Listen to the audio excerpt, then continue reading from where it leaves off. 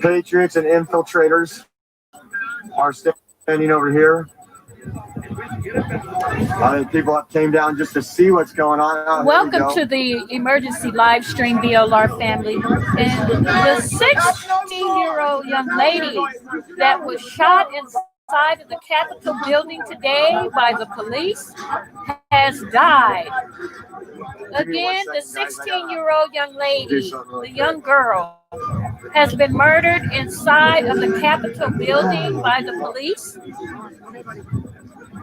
Washington, D.C. is under a massive, strict 6 p.m. curfew, and we're all on standby. We're trying to see what's going to happen. Be sure to drop a comment below after the stream, BLR family, and also thumbs up the live stream. Thank you for your love and support.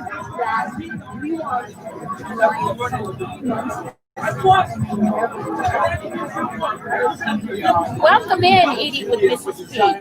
Undgået de voldelige scener, vi så tidligere på dagen. Hvis vi lige zoomer op på selve bygningen, der hvor vi for et par timer siden kunne rapportere, at folk hold this for 1 second. I gotta adjust something that fell out. Excuses. No.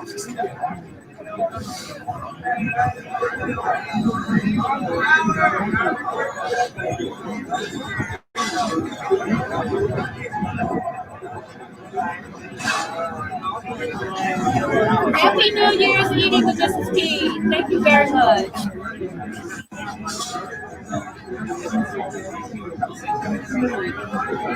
So again, the young woman, the young girl, really, only 16 years of age, an American patriot, has been killed inside of the Washington, D.C. Capitol. The young girl has died, and we have civil disobedience at this time. Washington, D.C. is under a 6 p.m. curfew, and we have a lot of individuals that refuse to go home. The National Guard has taken over the front lines, and the police have pepper sprayed, and they have been shooting at the Patriots for some time. Stand by for further coverage.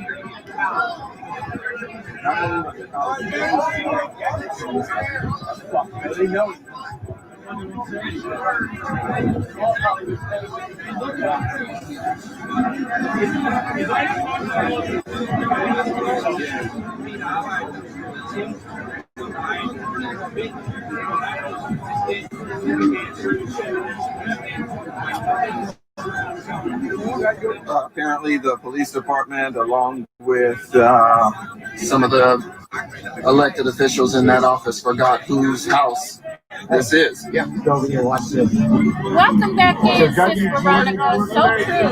This is very, very tragic. Now, there are rumors that Antifa infiltrated the White House earlier.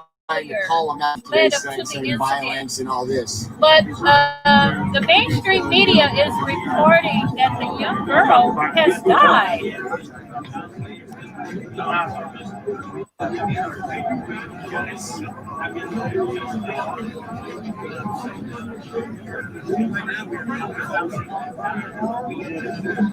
Fake news. Mm-hmm.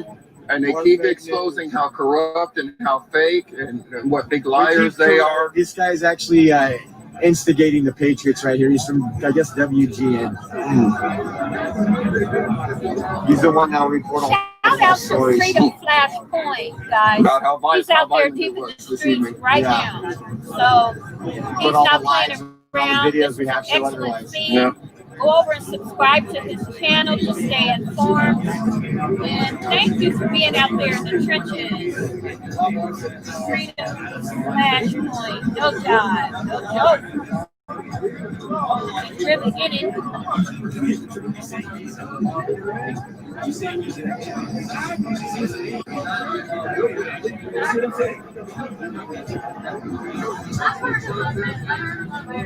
Jason, Yeah, what's you up? ordered pizza for everybody? No, I thought you were doing that. Oreo Express, guys. That's how we do it. I wish we can get pizza. We'll have to go actually to Virginia or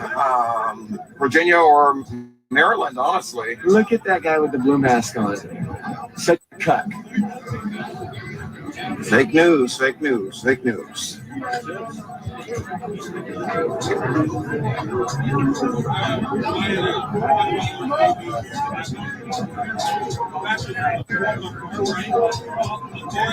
Thank you very much, Mrs. P, for asking everyone to thumbs up the live. Someone I would consider.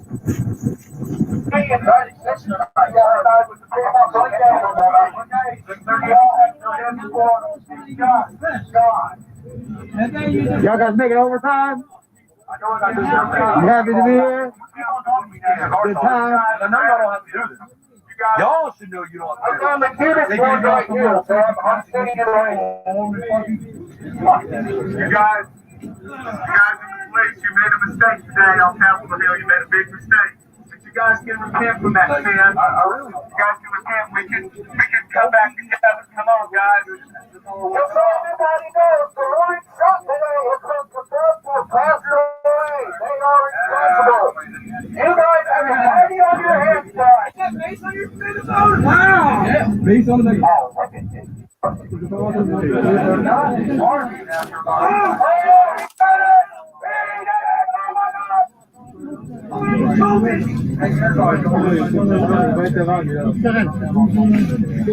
Sorry. Thank you.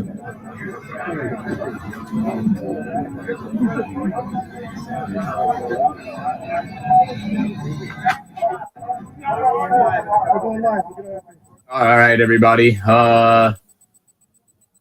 Thank you guys all for tuning in. My name is Adam. I'm the host here at Freedom Flashpoint.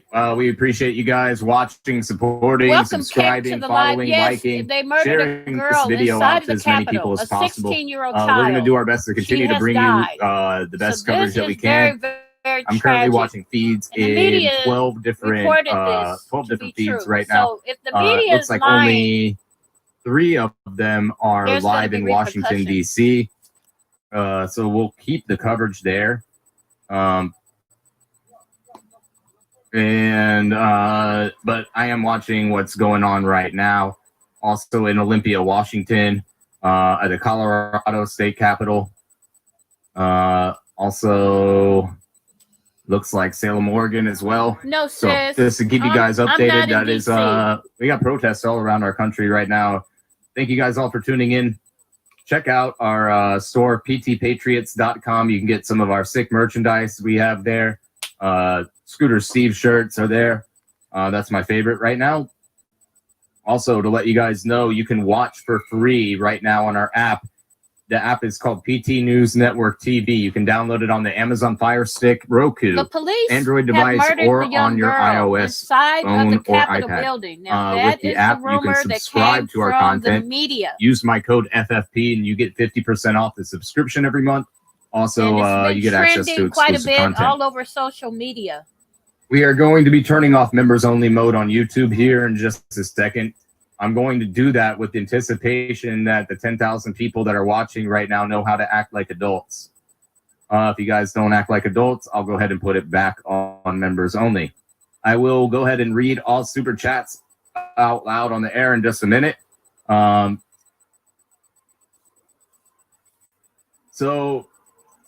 Unfortunately, Jason, on if you remember on the PT News Network YouTube, your PT News Network YouTube membership doesn't transfer over to my YouTube, unfortunately. We are, if you remember, on PTNN, though, you can watch the show on ptnn.tv, and you pay for one membership. You don't have to have both. You get access to the PT News Network in full. Members only mode is off now for you guys, so you guys can feel free to chat. If you'd like to support us here, Cash App, Venmo at the bottom of the screen. You can also go to freedomflashpoint.com/support. And if you do that, it'll take you to a page where you can use a credit card or PayPal to donate to the feeds. And if you give me a few minutes, I'll go ahead and get all of those donations up, and I'll read your messages live here on the air. And again, appreciate you guys all watching. Thanks for tuning in. Our Yes, the is, cops kick. I can never. Oh, I apologize. I was going to do the giveaway at 6:30. Yes, Give me 2 eating minutes to milk get the is giveaway key. stuff set up. We'll do the giveaway on YouTube for baldeaglejuice.com. It's going to be on YouTube only. It can't be on Twitch for whatever reason. So if you're on Twitch and you want to enter, just skip out of Twitch for a minute and jump over to YouTube to enter in. But give me a minute to get that up. Looks like Oreo Express has ended their feed.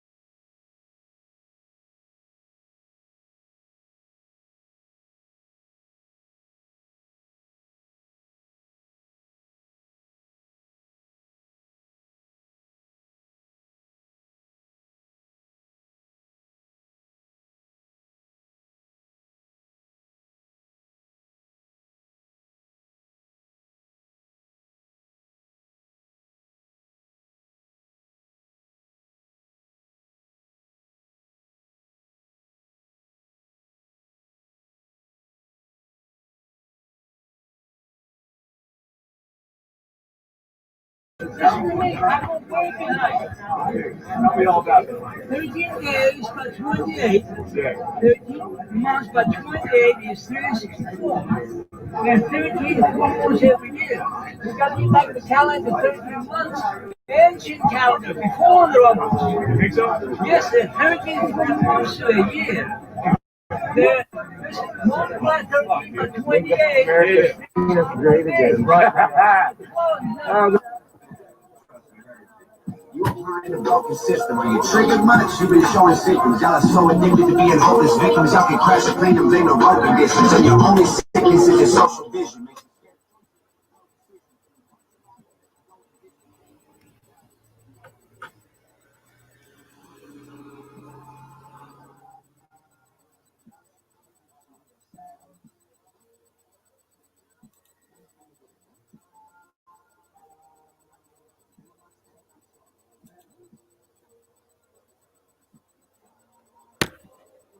Sorry about that, guys. Their audio is playing copywritten music right now. So I'm going to just play some music over top of it for right this second until we can be sure that they're not playing anything copywritten.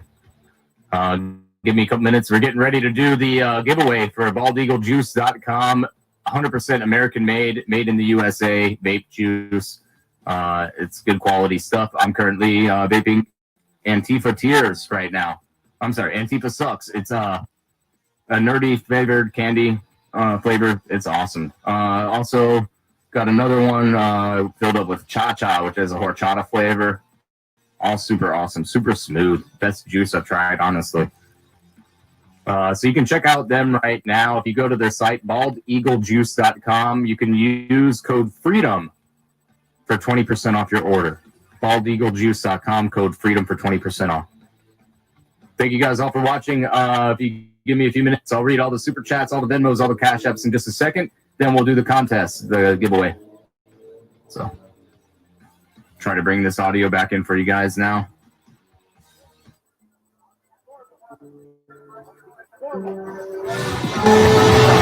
We're playing music still, so got a little bit of double music going on here.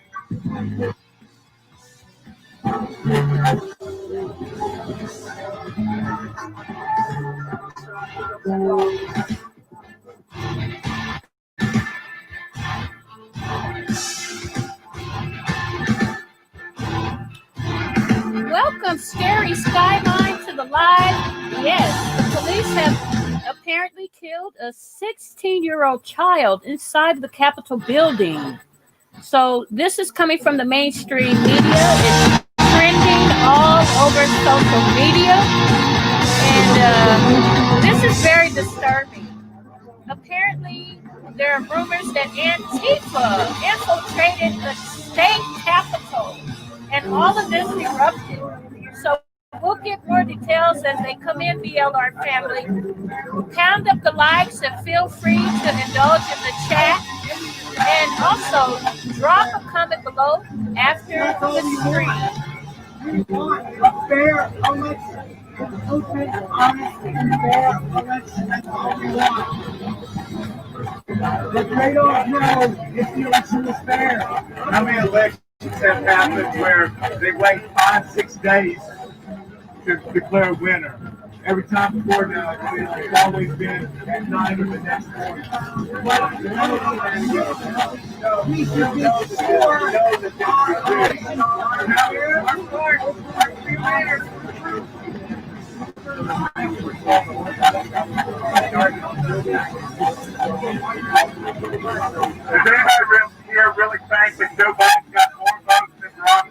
All right, Robin, thank you so much for the $5 cash app there. I appreciate that. Let's see here. Thomas, thanks for the hello Patriot shit. Yeah, man, thank you very much.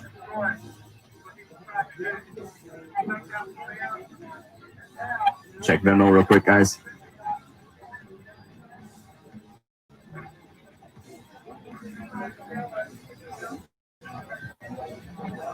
Joey, appreciate the $5 Venmo. Joey Souter, appreciate that.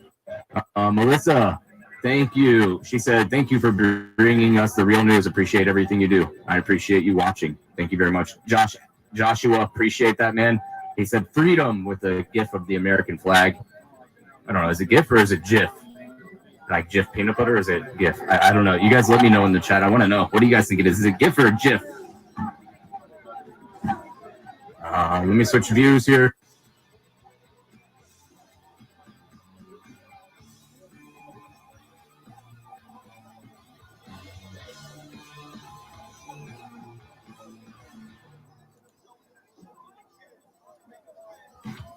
Shout out again to Freedom Flashpoint. I think we can cut my music off. Front lines tonight. Stop playing the copywritten music there. Go over and show him some love and support. So here's one of the streamers. They're on the other side of DC right now. So we can even get to 1,000 subscribers. Leaving that area. Here tonight. Played my cards right. He doesn't realize he's already at 10,000 subscribers right now.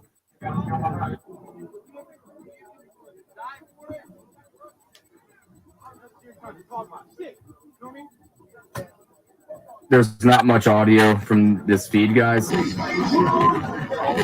Roxy said, where has Antifa been today? They always make an appearance to counter-protest patriots. I really believe patriots have been unknowingly infiltrated. I believe that as well.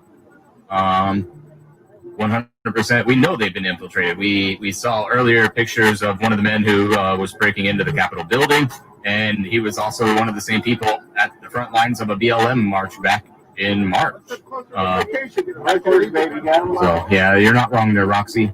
Siphius for $5 cash app. Thanks for that. Said, sorry, America. This was a total setup. Dude, couldn't agree with you more. I totally agree. David Champlin sent a $5 cash app. Thank you for that. And Believe Boys. Blue Boys. I don't know.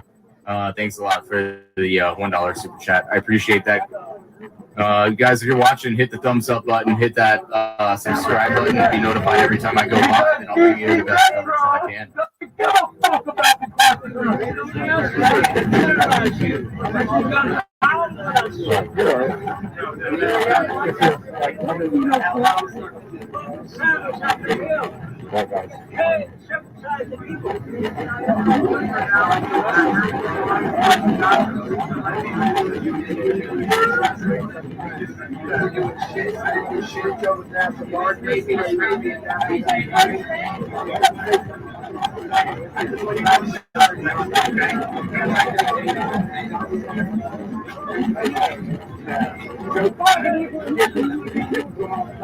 Raven, thank you very much for the $5 video. He said, America. I'm right here with you, bro. And Angel, thank you for the $5 cash app. She said, fight for the gum.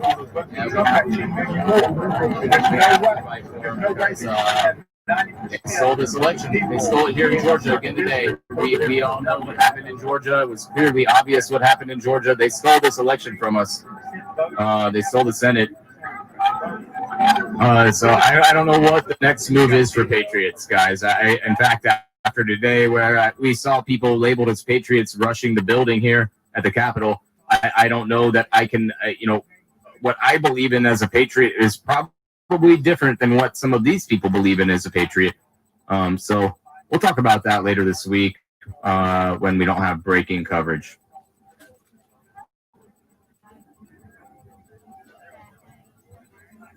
Robert, thank you very much for the $5 super chat, sir. Thank you.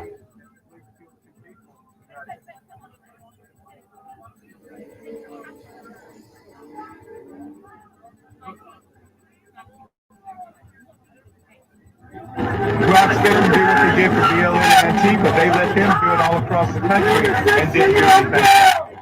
So why are they cracking down on We're not doing anything great. boarded up all summer long because of BLM and Antifa? And they bent a lot of the police bent a knee in submission to BLM and Antifa. They bent the knee after doing all of this destruction this past summer, and then they go and they want to kill Trump supporters. Here's the thing: the Supreme Court failed, Congress has failed, the Department of Justice, Department of Corruption failed. They're not looking into this. They're dismissing it out of case. There's plenty of evidence, and they are not even looking at it. That's a failure of the government. They have broken the social contract with the American people. So right now, that government up there is not legitimate. The U.S. government is not legitimate right now because they broke the social contract in a lot of ways. They've been doing it since World War II. It's all of these illegal wars. Americans, you got evil, corrupt people up there in Washington, D.C. that are sitting there drunk on power that have used tax money, put us into so much debt, acting like an evil empire instead of a just republic. We were supposed to be that shining example on the field, and we're not, because we got a bunch of power-mad megalomaniacs that's been in power for way too long in this country.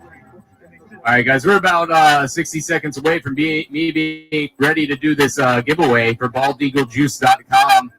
The show sponsor here. They have vape juice made 100% here in America. Good quality stuff. No China bull crap. Nothing like you buy at your mom and pop gas station near you. This is real deal stuff. Check out baldeaglejuice.com.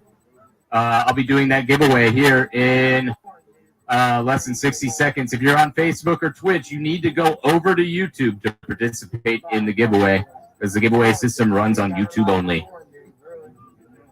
Sorry, guys. I know that the Twitch people don't like YouTube, but just jump on over there real quick for the giveaway. I'll give you the keyword that you'll have to comment to be entered in the giveaway in just a second. If you enter this keyword more than one time, you will be automatically disqualified.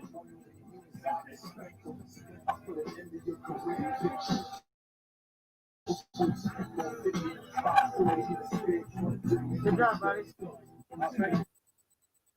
Let me kill that audio real quick, guys, because they are playing some more copywritten music there. And I don't want them to take our feed down.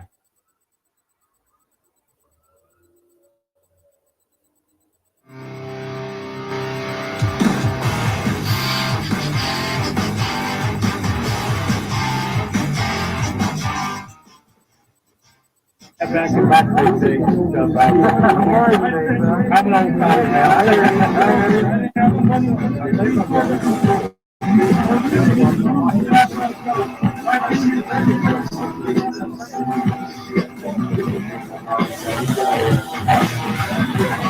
I'm an old guy, I appreciate that. I mean, the thing is that, here's the thing. There was just the reason what they consider upper left as far as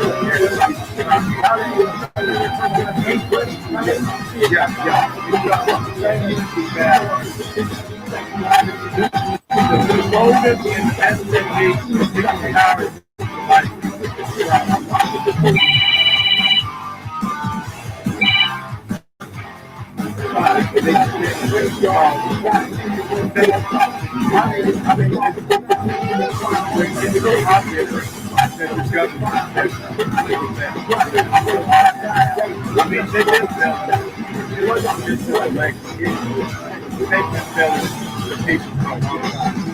I personally think that regardless of whether or not the balance is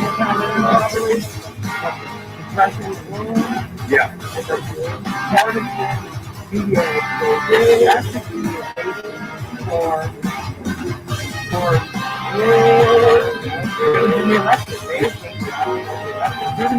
exactly. That's what it's just like, to be honest. In 2000, I was in the war. We won that election, but they gave it to the Bush because the Bush was more powerful family. So they gave it to them. So I sit back in and I would say today, we do the election. We don't have to have, it doesn't have to be on the 20th that you install president. You can install, because you can inaugurate them anytime. Have another full election with everybody able to see what's going on. A full fair election. You know? There's a lot of things with the drop off here, the unsuspended drop off. Exactly.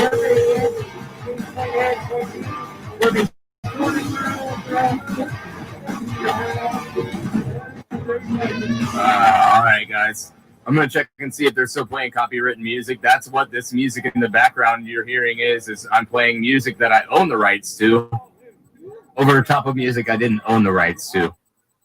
Just want to check some of these other feeds out. This is live in DC right here. That feed's done now, so that's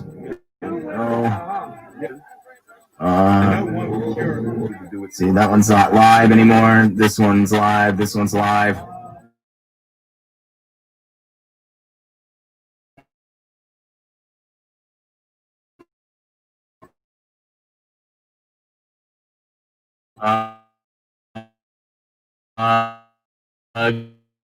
Give me a minute. Let me pull up more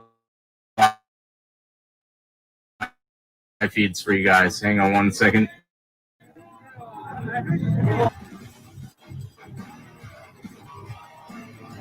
Guys, I just saw some very disturbing footage. Schumer and all of his guys were inside the White House with their guns out. Ryan, thank you for the $10 donation, and man. Appreciate that. Had them pointed out. They were ready for the Patriots. You guys better be careful with them. Anna and they were not playing around. They were ready to shoot me. It's all Anna, thank you so much for the Cash App. Somebody out in Washington. Will, dude, thank you so much for the $20 Venmo. Huge shout out to Will for that $20 Venmo. Thank you, brother. They have a slush fund coming in, and all over the world they got as much money as they want. You know who screwed the American people? And we're rising with everybody in Taiwan. I don't know if I got a chance to give a shout out to Blaine and Melissa for the Venmo too. Thank you guys very much for the support there. I appreciate it. We will fight you until you're all gone, until we have new parties, until we represent the people, and we're not at each other's throat over stupidity that you set up, that you staged to get us mad and angry at each other. We're not going to fight each other. We're going to fight you. We're going to fight everybody in the top 1%. We are coming for you. We are going to take all of you, and we're going to remove you from office. We're going to do a recall of all recalls, not just in one state, not just in one country, but across the world. We will hunt you down. You seem to have a following of support. So for those who say articulate, passionate people like you should try to make these changes from the inside and maybe run for office, that would be a better way to achieve your objectives. To those who have that view. About the political process, you say what? There was a gentleman who wrote a book called Blood Sport. And he was asked. There's another view here. All right, we're back. I believe they have a little bit of audio there. And they do. Cool. And then I'm bringing you another feed here in just a second. One more, please. Okay, good. And I am keeping an eye on the protests all around the country that are going on right now, guys. Huh?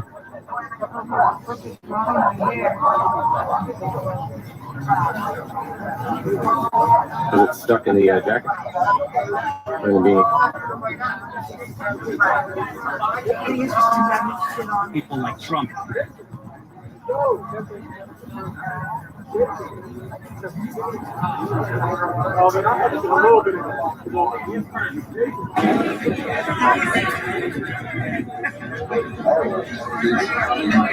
Here's another feed for you guys too. I'm gonna swap around to them. This one has a little less music in it. I'm keeping an eye on all of them though. Joining their line, I guess. Something. There's a lot of weed here. I smell weed like everywhere. It's got weed type of hair. More sirens. Yeah, this is freaking cool. Now my neck is full. Now your neck's full. This is a Need your other give me 1 second. mask thing. I'll bring you guys another live feed. This is out of mask thing. Put around your neck. looks like it's out of Denver, Colorado. Protesters have gathered there to block the freeway. Let me bring that to you. It looks like they've actually cleared out of the streets there. So it looks like they were in the streets a minute ago, but they're not any longer. So we'll wait on that. This line kind of goes all the way across the parking lot. Yeah. I'm gonna walk it. Huh? You got it. I don't know what happened. I'm gonna make it start. Yeah, there's a lot of copywritten music going on in the background over here. Appreciate all the views, guys.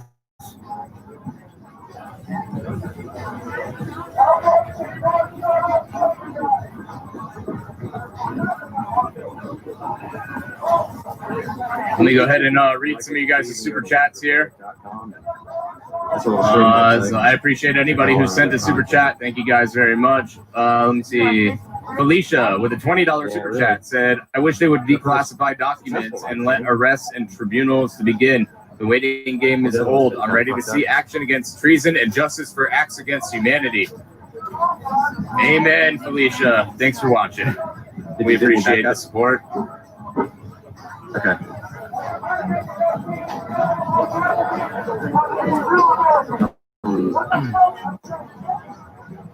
If you guys aren't already a member, you can check us out at ptnn.tv.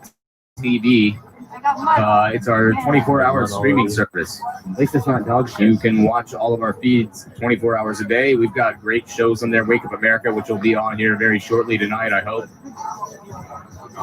So we'll bring that to you guys live when that comes on.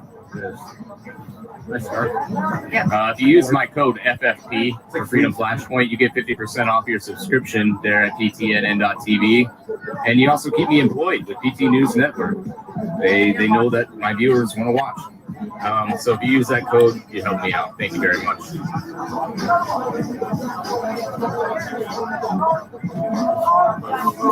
I got to cut their audio down a little bit.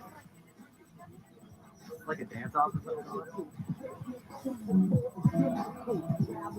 These weak mom spaghetti.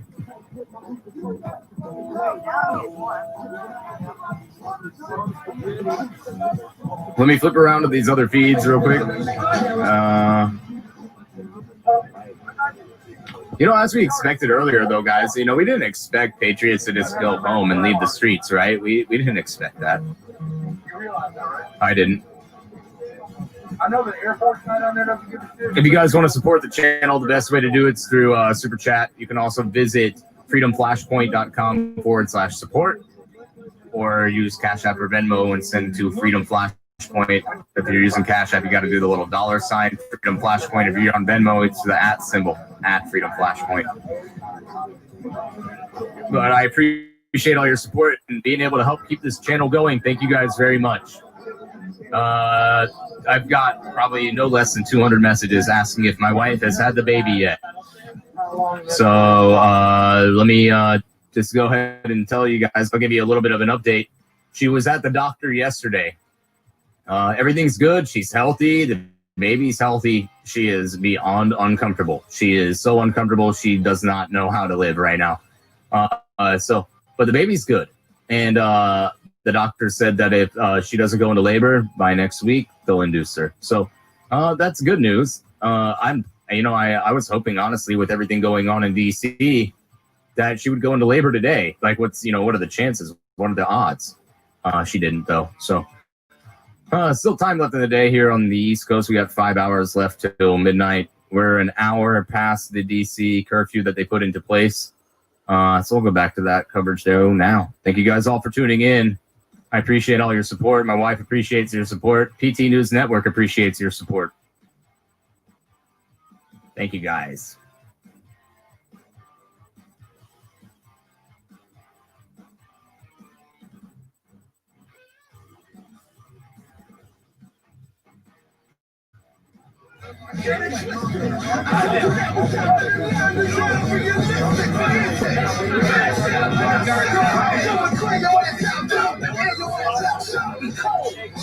Operation Flag Drop NJ, New Jersey.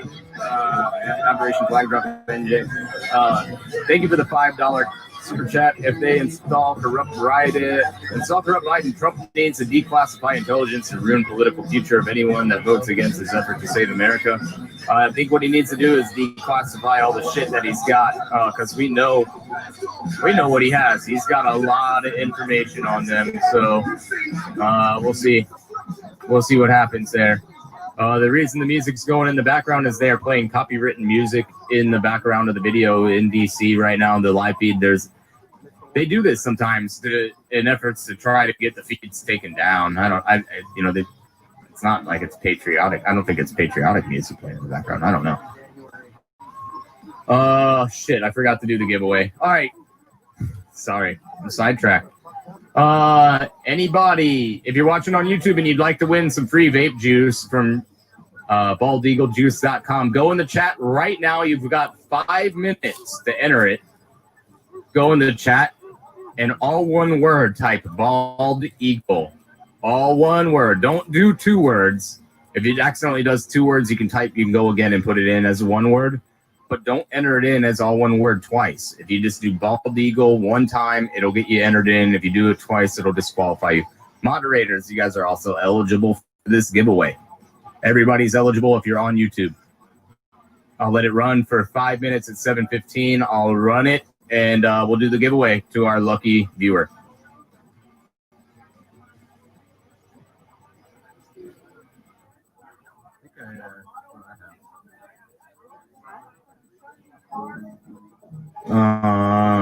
Let's see if we have some more.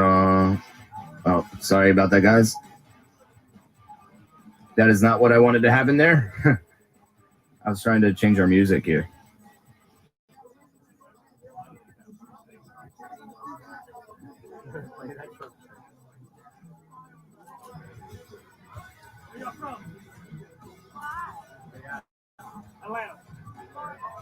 Oh, some Atlanta people there.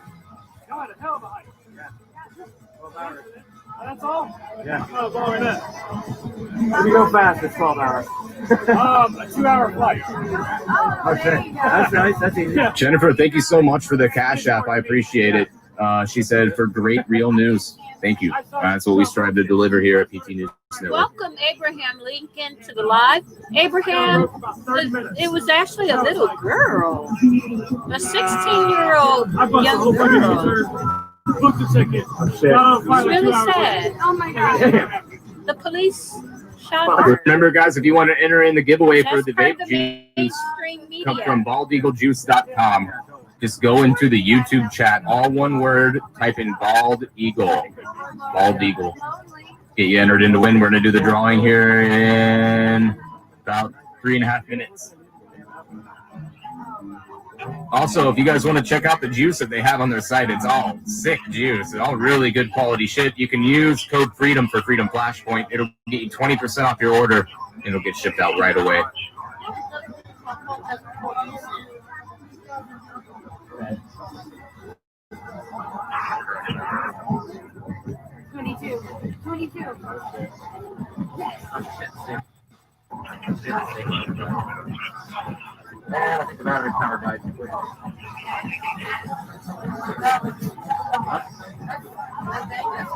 Yeah, it's a stabilizer. Keeps it off. Let's go.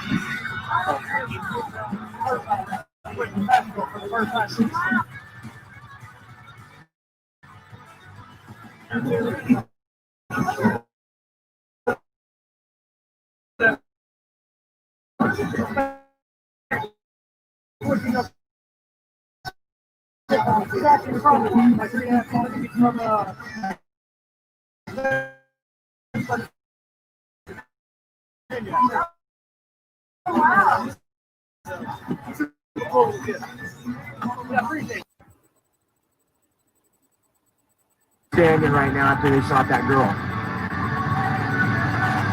So again, the people went into their house.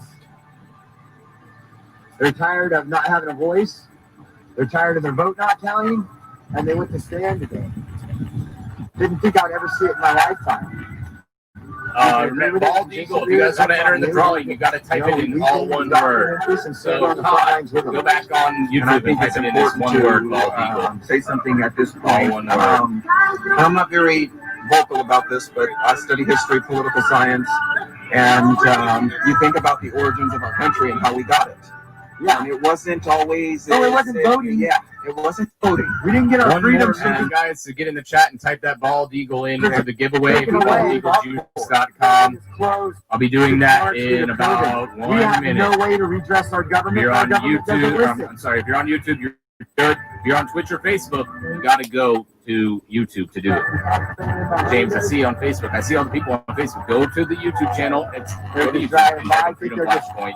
You'll see the channel. Everywhere. Go in that chat and So do far, it. they're not harassing people. Yeah, so far, they're not harassing people that we can see, but that don't mean anything.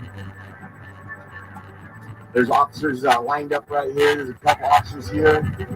As you can see, nobody's violent. Nobody was violent today at all. The time when they got upset is when the police are being aggressive. Just like you've seen on the live.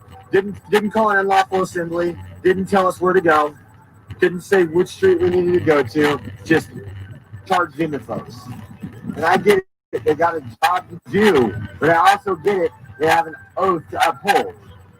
And it's unfortunate. We know DC police is, we've seen them on multiple live streams. They don't stand with the men in blue in most cities. And it looks like getting a news report that Twitter has suspended President Donald Trump's account. Twitter has suspended Donald Trump's account. You gotta be kidding me. So this is where we are in this country. Silence him. Yeah. Silence him. Yeah. You disagree with him? Silence him. This is the fascism. And what is that? Yeah. What do we define that as? Fascism. You just said it. Exactly. Fascism. All right, I was just verifying. Twitter has suspended that real Donald Trump's Because account. that is what they're communicating with the people. Which is interesting all in itself, right? They suspended the president of the United States of America's account. All right, you guys ready for the drawing? Let's see who wins. In 10 seconds, we're going to do it on YouTube. If you entered it in, Bald Eagle, all one word, you're going to be entered in to win this sick vape juice from our sponsors over at baldeaglejuice.com.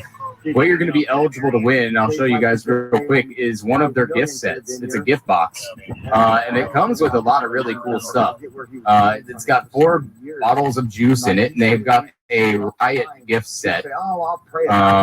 I'll go vote. This is actually hilarious. So here's the gift set right here, guys, that we're going to be doing the giveaway for. Fiery but mostly peaceful gift set.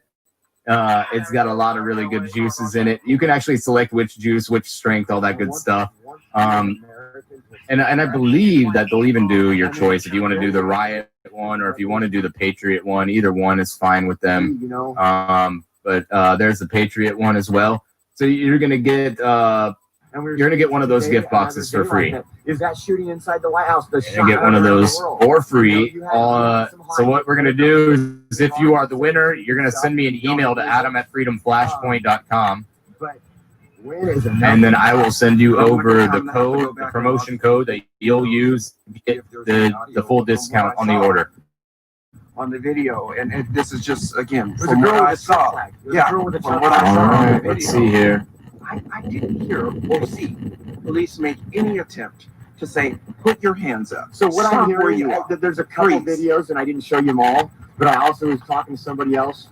What I was hearing is it kind of like last night when. Yes, this is going to be your choice, either the Riot gift box or the Patriot gift box. So and let's see. Did anything like that? They were going into the people's house. From what I understand. So in order to stop them, let's see here. Yep. I mean, and I don't understand. I mean, you think they can silence Trump all day. They've silenced everybody. All right, in 5, 4, 3, 2, 1. Angie, your last initial starts with a G. Angie G. I have your picture on here too. Send me a message to adam@freedomflashpoint.com, and I will send you the promo code to claim your prize. Anybody else who didn't win, you can go to baldeaglejuice.com and use code FREEDOM for 20% off your order. Angie G, send me an email. Thank you guys all for tuning in.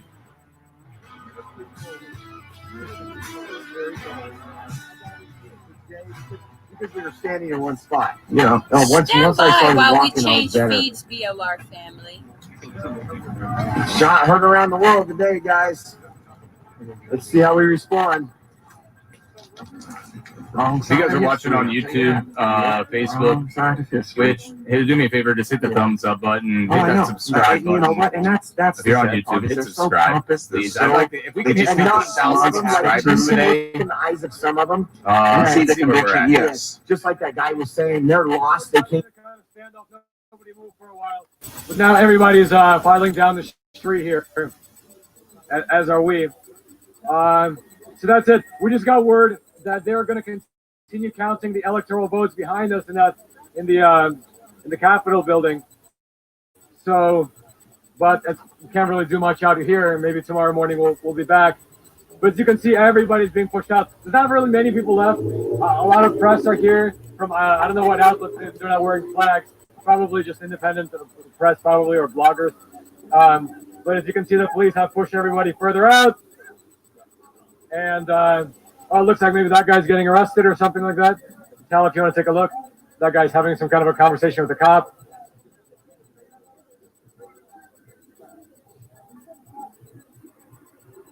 Let's take a look here.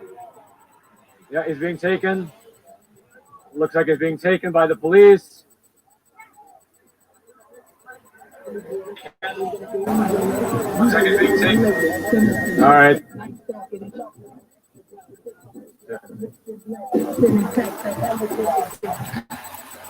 So maybe it was due to the sound.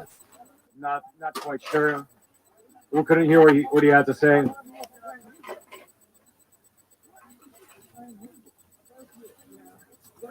There's no curfew in America. You can be outside in public anytime you want. You can't have a curfew in America. You can be anywhere, anytime you want in America. Pay taxes. This fucking taxes. Stay here. There's no curfew. Fuck your curfew. We own this fucking land, not you. No curfew. Some time I gotta be home. Where did my fucking mom or dad? You don't own all these fucking people. No, there's no curfew. It's stand anywhere we want, or any of this fucking thing, anytime we want. It's fucking faithful. Our tax money pays for it. You can stand anywhere we want. Don't tell me where to go. Don't tell me where to go. I'll stand there all day. I can't even fucking car. We're not leaving for you guys. We're not leaving.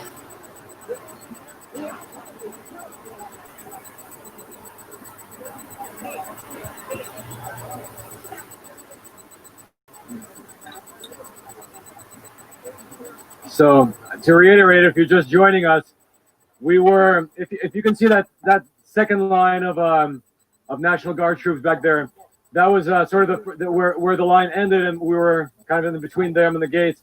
But now they have pushed us back further, saying that they will begin arresting people due to the curfew if they still are out here. And actually, come to think of it, we're enclosed. If you pan the camera that way, we're sort of in a circle of police. I didn't realize that. That's interesting.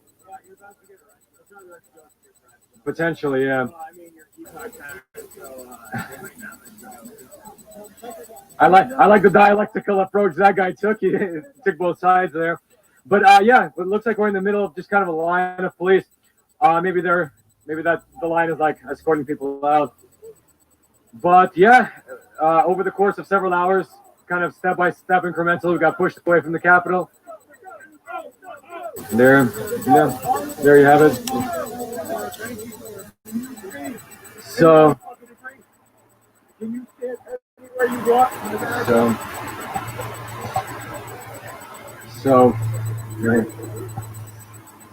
yeah, so there you have it. Now we're further back, and I feel like with every kind of pushback, more and more people go home, and kind of just the ratio of police to protesters just increases towards the police.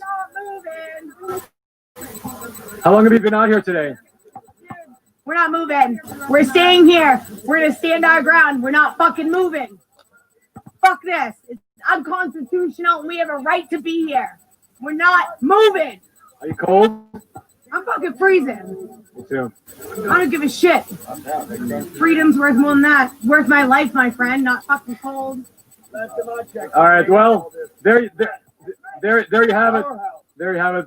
A lot of people filing out. Some people saying they're not going home. But I mean, I don't know where they're going to stay if they're not. So otherwise, if anything crazy happens, we'll tell you about it.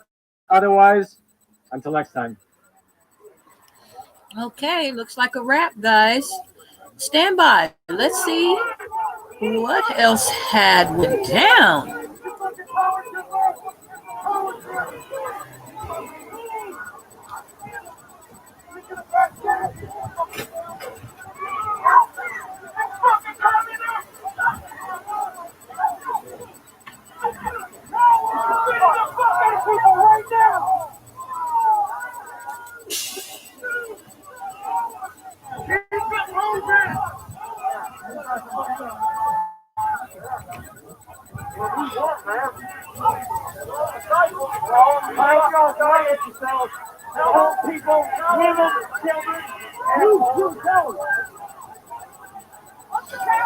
Shout out to NTD News. The volume's pretty low, guys, but that's not on our end.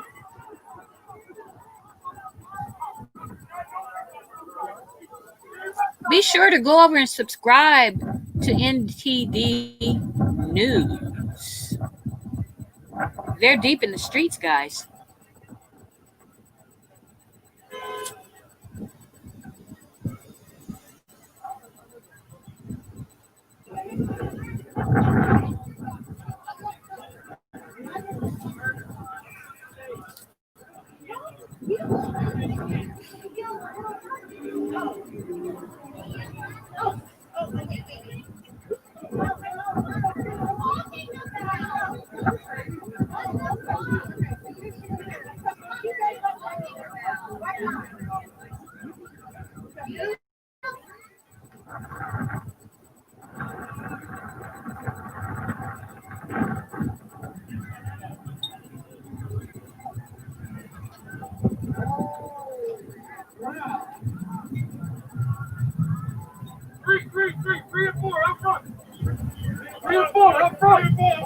Now we have a lot of more police moving in because the curfew is well beyond past.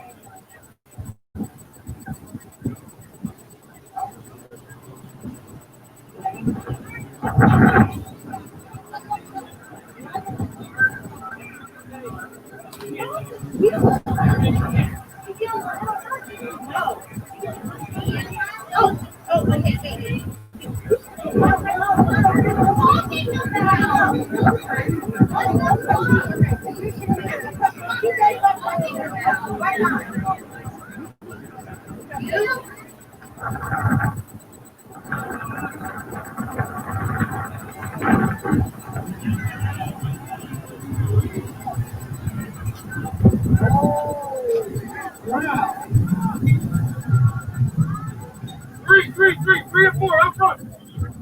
Three and four up front. Up front. Move back. Move back. Move back. Move back. Move back.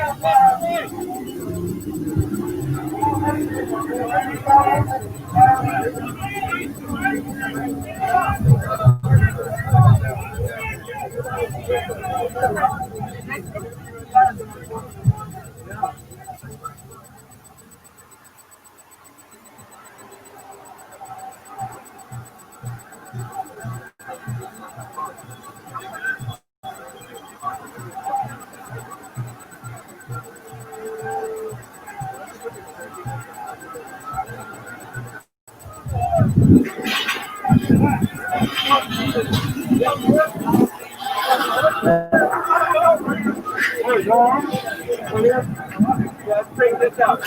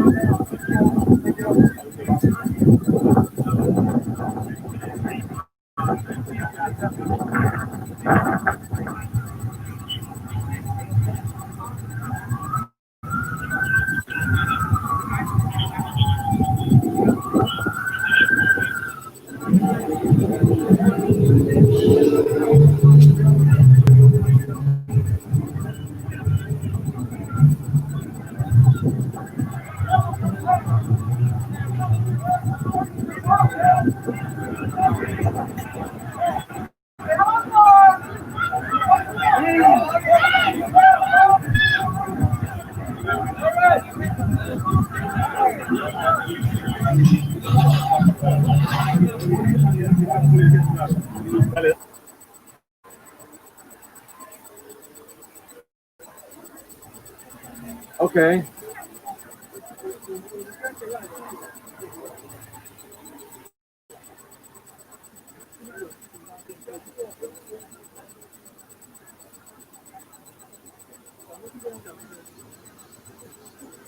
Okay, ready?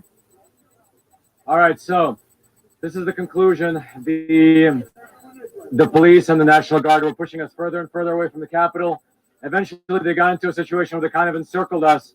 So there was a circle of police and National Guard, and outside of the circle, people kind of got out, but the people who were stuck in the circle, including us, realized that we couldn't get out. And so we asked them where to go. We didn't really get an answer. And so one guy said, okay, hey, you're pressed, indicated by the fact that I was holding a mic. And they kind of let us permeate through the barrier, as well as my team here. However, the people who were not with the press, who were with the protesters, they're actually sort of stuck inside the circle now. What will happen to them? I'm not sure. They could be reprimanded and let go, or arrested, or held in some kind of detention. Not sure exactly. The police are not talking. So I'll give you a bit of an update. So today is, of course, January the 6th, 2021. You see this kind of never mind. January 6th, 2021, the joint session of Congress convened in order to count. Right. So you see well, I thought the violation of curfew didn't apply to essential workers like the press, but perhaps not. No. Anyway, so today was, of course, January the 6th, and the joint session of Congress convened in the Capitol building behind us in order to count the electoral votes. Now, the people the protesters came here probably numbering 500,000 to 1 million, somewhere in that range, in order to support President Trump and in order to call for an investigation into election fraud and election irregularities. And they were hoping for something to happen, perhaps for Mike Pence to choose from the alternate slate of electors, or perhaps for the Congress to, in their process, to reject some of the votes. So Mike Pence did not do that, and Nancy Pelosi announced that they will be counting votes all night. However, it looks like they will not be rejecting the votes. And I mean, I can't tell the future, but it looks like Joe Biden will be certified, very likely. So this was not what most people who came down here to protest had in mind. Once they reached the Capitol, they did breach the barrier, and they went up to the rafters, and they were eventually kicked out, and people were pushed back. We got preliminary reports that there was one fatality. I can't confirm that, but I heard it from numerous sources. That's all I can tell you. Probably by tomorrow we'll have confirmation on that. Otherwise, this is the situation now. There was a curfew for 6 p.m. It's now 7:40-ish local time. And this is the situation on the ground in front of the Capitol building in the U.S. So we'll have more for you later tonight and tomorrow. But until next time, this is Roman signing off.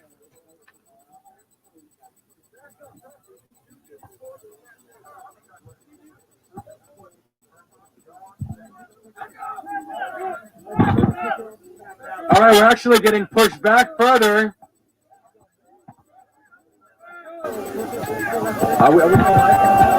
Yeah, so we're getting pushed back further and further, incrementally getting pushed back. Maybe they'll walk us all the way back to our hotel. So it looks like people are getting those phone alerts that they get when there's some kind of a national emergency or something. You want to check your phone? Oh, what does it say? So the emergency said Mayor Bowser issues a citywide curfew for D.C. For Wednesday, starting at 6 p.m. until Thursday. Essential workers, including healthcare personnel and media, are exempt. So there you have it. Sort of the same thing that was issued earlier. So, yes. So here we are. Pretty much the only people now here are the police and the press, with a few sporadic protesters off to the sides, maybe numbering in the dozen or maybe 2 dozen, not much, which is amazing given the fact that there was maybe 500, 700,000 here earlier. There's only about 20, maybe 30 protesters here left, mostly press, a lot of police. So I'll mention a bit of irony. We actually came here with our gas mask and our helmets in anticipation of some standoff with Antifa. However, I did not anticipate any kind of standoffs with the American police force and the National Guard. However, tear gas was deployed, rubber bullets were fired, flashbangs were detonated. That's what happened earlier. Yeah, thank you, brother. So, thank you, sir. So, here, that's the situation as we currently are seeing it. If you're watching this on YouTube, smash that like button.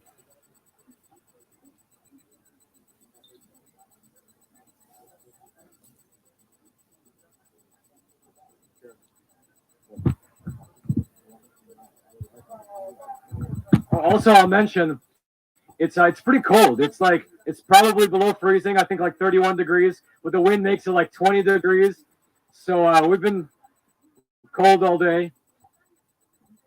The the cold kind of has been seeping into everybody. I feel. BLR At first family, it was fine. we're getting news Then it got that deeper and deeper, and then it got into the will bones. resume at 8 p.m. Yeah. At 8 p.m. So stay posted. So there you have it. This is the scene in front of the U.S. Capitol building here in until Washington, there is D.C. no more coverage, because this is a very interesting topic and it's a hot topic, and most Americans want to know what really went down.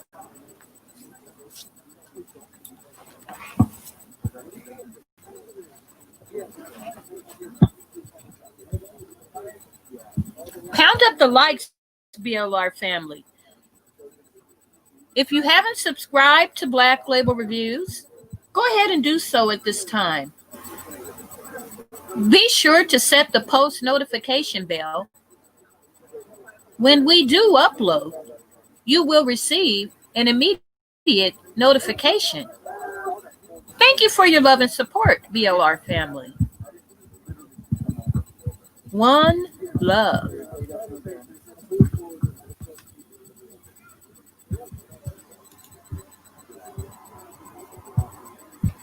So we're on standby. We have approximately 20 minutes and Congress is due to resume their electoral certification at 8 p.m. So are we still live? We're anticipating that they will go ahead and certify. I'll mention that it's again very cold today. Biden. During one interview, I thought I might actually collapse from the cold. But we shall see. But I didn't, which is good. But if you maybe watch that interview, my hand is shaking. I try to control it, but it's a little tough when it's so cold. Now, there's not much else happening at the moment. I mean, it's just a kind of a standoff. Seems like everyone went home. I mean, you do have sporadic protesters here and there. Looks like there's one flag waving down in that direction, but yeah, I don't know. What does this mean? Is this sort of a preview for what the rest of the year is going to be like? I don't know. Only time will tell.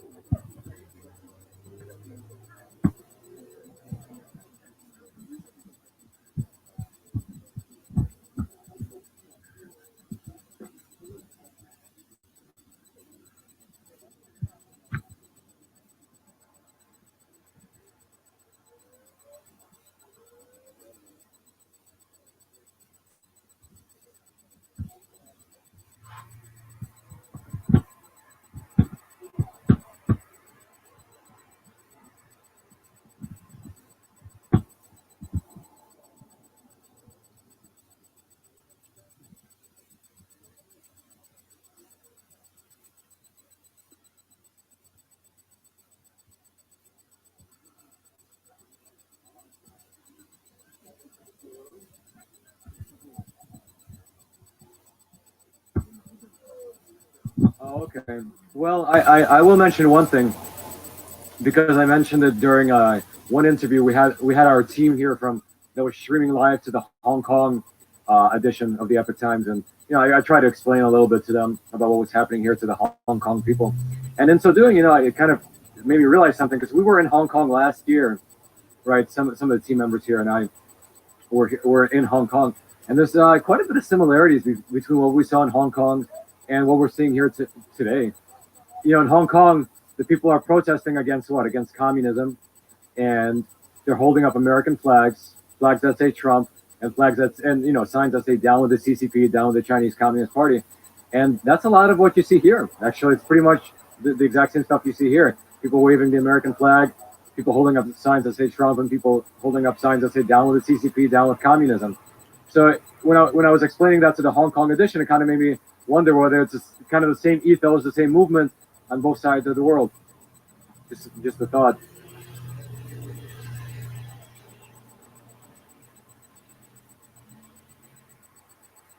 Yeah.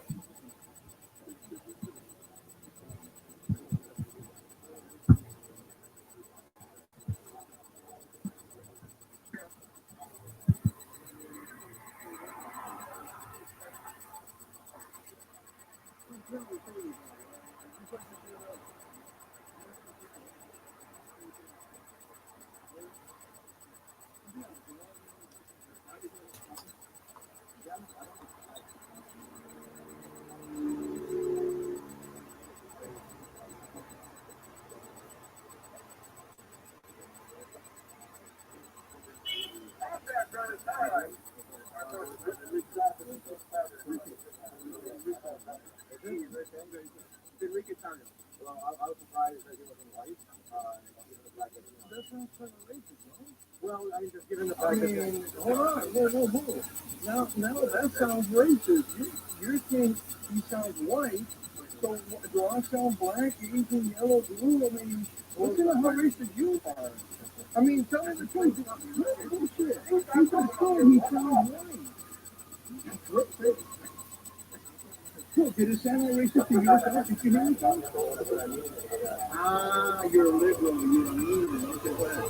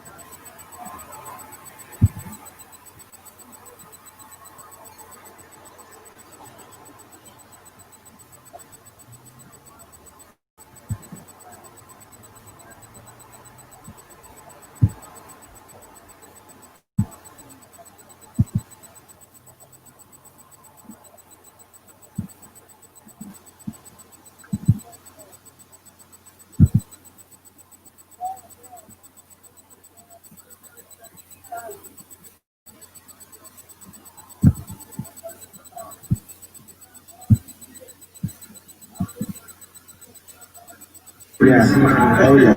Well,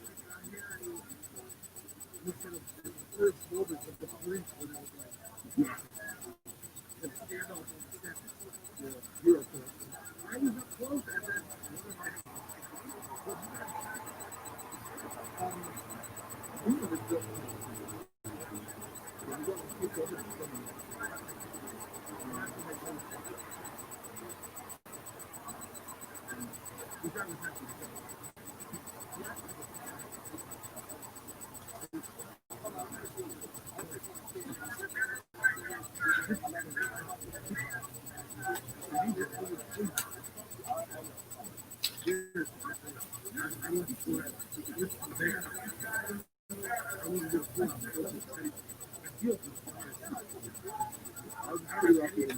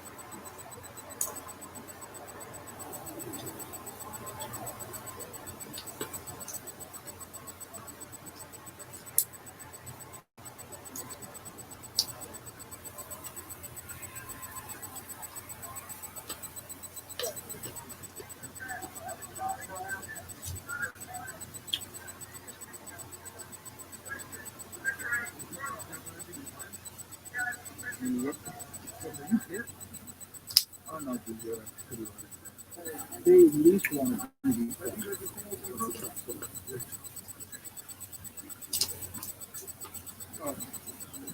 Yeah, I'm in the middle of it. I'm looking for that. I'm still trying to follow the model.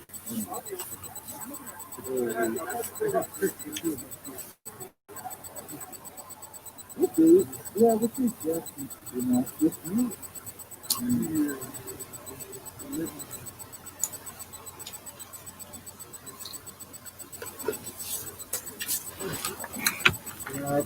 Welcome in, James. Yes, they murdered a 16-year-old girl inside of the Capitol per the media.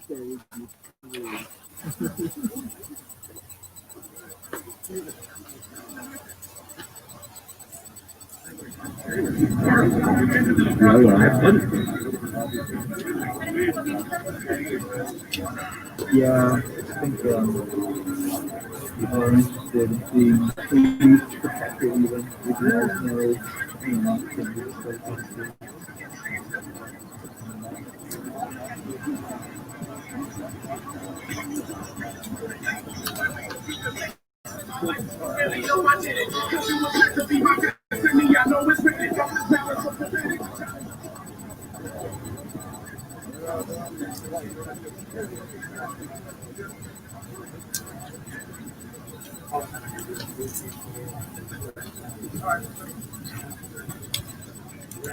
Just to let everybody know, Bitcoin is still going up. Good question, James Michael.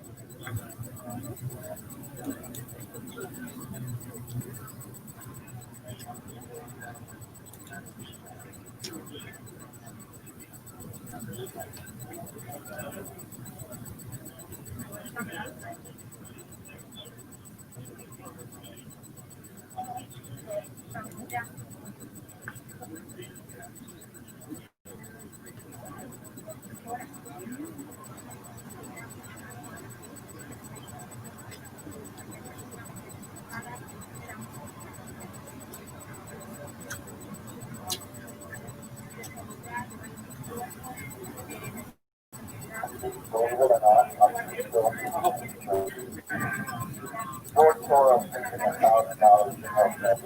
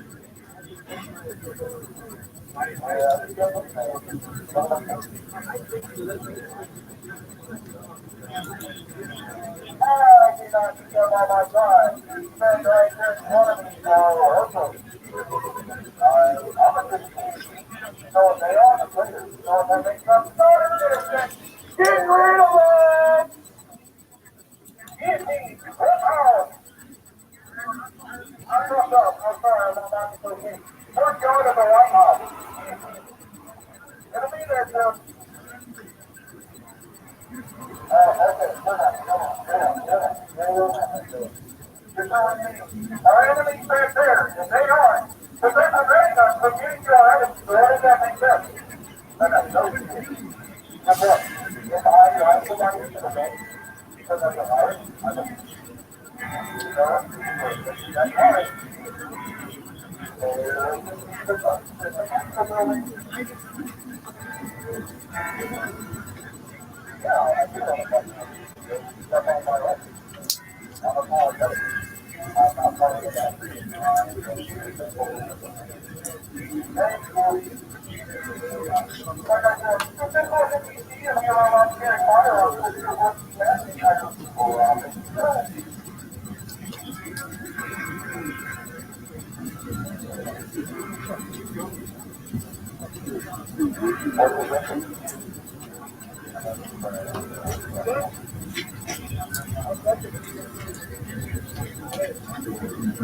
Sorry, buddy. We're on.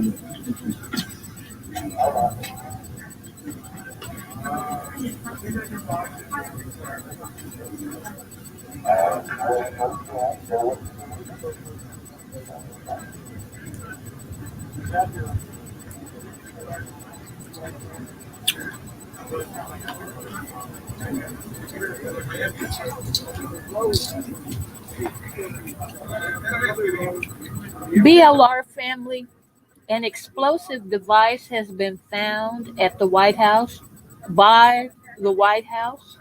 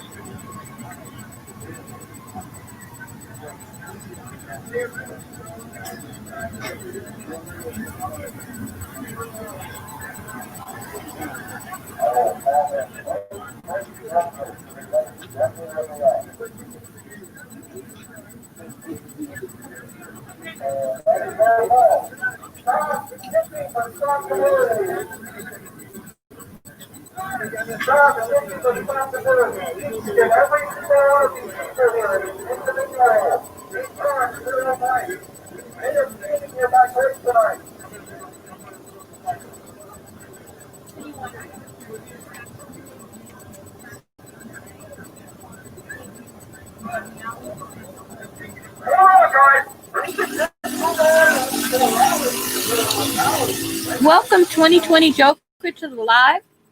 Welcome in, Joker.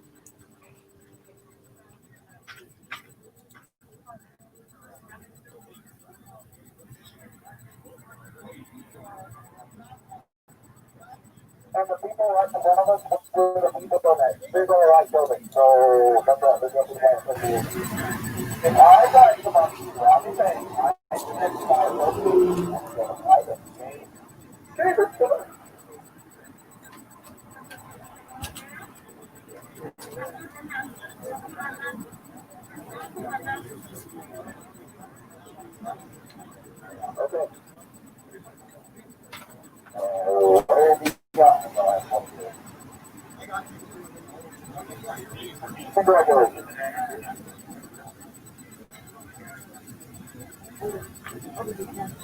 Behind them, but the National Guard who are here in very large numbers as well. As we move a little farther around to the other side of the parking lot, more of them black.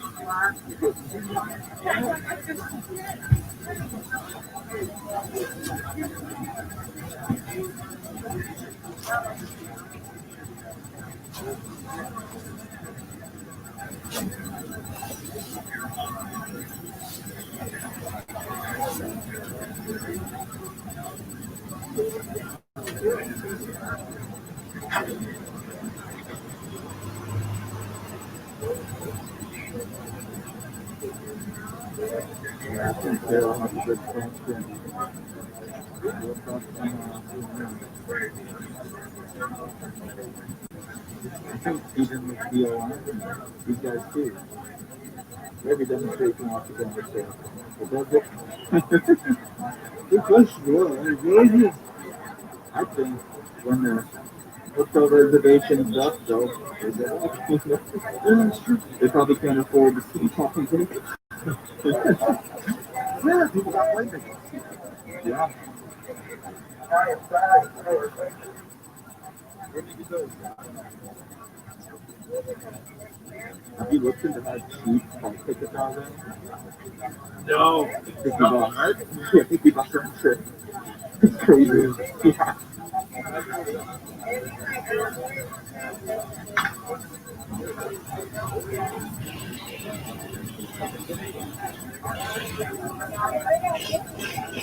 Yeah, they're really they sell them on Wednesdays, but I'm sure it's just Yeah. It'll all yeah. It's just, I mean, it'll come back.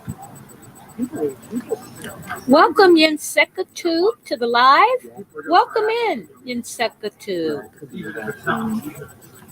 We'll probably spend all of March going backwards. Everybody else was holding oranges everywhere. yeah, it's not a good month for social distancing. Yeah.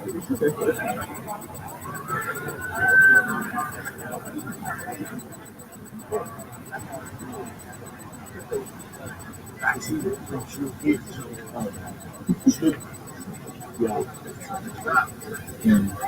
Yeah, one of my roommates actually recently had a scare. He got a tattoo for his birthday. And the tattoo artist called him a couple weeks later. And I got COVID. But we all got tested and we're all negative. Super nice. So, but you know, he went to this guy specifically because like he did some of his other work, you know. Yeah. But he wasn't good at wearing his mask. But I'm happy with the result. I think we all built up some form of immunity early on.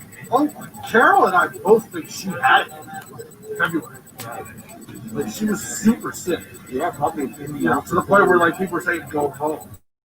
And that was like middle of February, early February. She's 65. Yeah. Terrible. My God.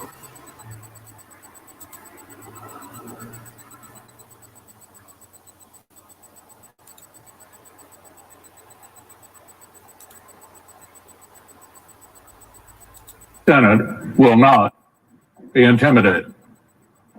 We will not be kept out of this chamber by thugs, mobs, or threats. We will not bow to lawlessness or intimidation. We are back at our posts. We will discharge our duty under the Constitution and for our nation. And we're going to do it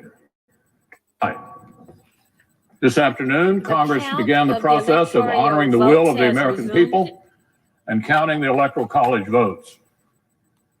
We've fulfilled this solemn duty every 4 years for more than 2 centuries. Whether our nation's been at war or at peace, under all manner of threats, even during an ongoing armed rebellion and the Civil War, the clockwork of our democracy has carried on. The United States and the United States Congress have faced down much greater threats than the unhinged crowd we saw today. We've never been deterred before and will be not deterred today. They tried to disrupt our democracy. They failed. They failed. They failed to attempt to obstruct the Congress. This failed insurrection only underscores how crucial the task before us is for our republic. Our nation was founded precisely so that the free choice of the American people is what shapes our self-government and determines the destiny of our nation. Not fear, not force, but the peaceful expression of the popular will. Now, we assembled this afternoon to count our citizens' votes and to formalize their choice of the next president. Now we're going to finish exactly what we started. We'll complete the process the right way, by the book. We'll follow our precedents, our laws, and our Constitution to the letter. And we will certify the winner of the 2020 presidential election.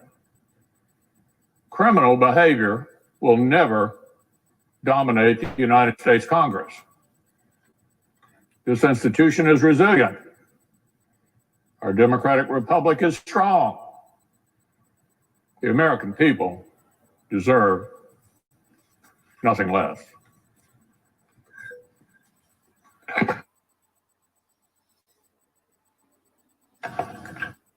Democratic leader. Mr. President. Mr. President, it is very, very difficult to put into words what has transpired today. I have never lived through or even imagined an experience like the one we have just witnessed in this Capitol. President Franklin Roosevelt set aside December 7th, 1941, as a day that will live in infamy. Unfortunately, we can now add January 6th, 2021, to that very short list of dates in American history that will live forever in infamy. This temple to democracy was desecrated, its windows smashed, our offices vandalized. The world saw Americans' elected officials hurriedly ushered out because they were in harm's way. The House and Senate floors were places of shelter until the evacuation was ordered, leaving rioters to stalk these hallowed halls. Lawmakers and our staffs, average citizens who love their country, serve it every day, feared for their lives. I understand that one woman was shot and tragically lost her life. We mourn her and feel for her friends and family. These images were projected to the world. Foreign embassies cabled home their home capitals to report the harrowing scenes at the very heart of our democracy. This will be a stain on our country, not so easily washed away. The final, terrible, indelible legacy of the 45th President of the United States, undoubtedly our worst. I want to be very clear. Those who perform these reprehensible acts cannot be called protesters. No, these were rioters and insurrectionists, goons and thugs, domestic terrorists. They do not represent America. They were a few thousand violent extremists who tried to take over the Capitol building and attack our democracy.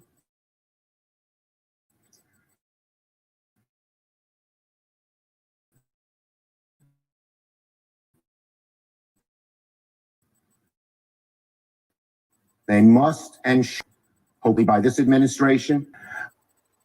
I want to thank many of the Capitol Hill Police and Secret Service and local police who kept us safe today and worked to clear the Capitol and return it to its rightful owners and its rightful purpose. I want to thank the leaders, Democrat and Republican, House and Senate. It was Speaker Pelosi, Leader McConnell, Leader McCarthy, and myself who came together and decided that these thugs would not succeed, that we would finish the work of our that our Constitution requires us to complete in the very legislative chambers of the House and Senate that were desecrated, but we know always belong to the people and do again tonight. But make no mistake, my friends, today's events did not happen spontaneously.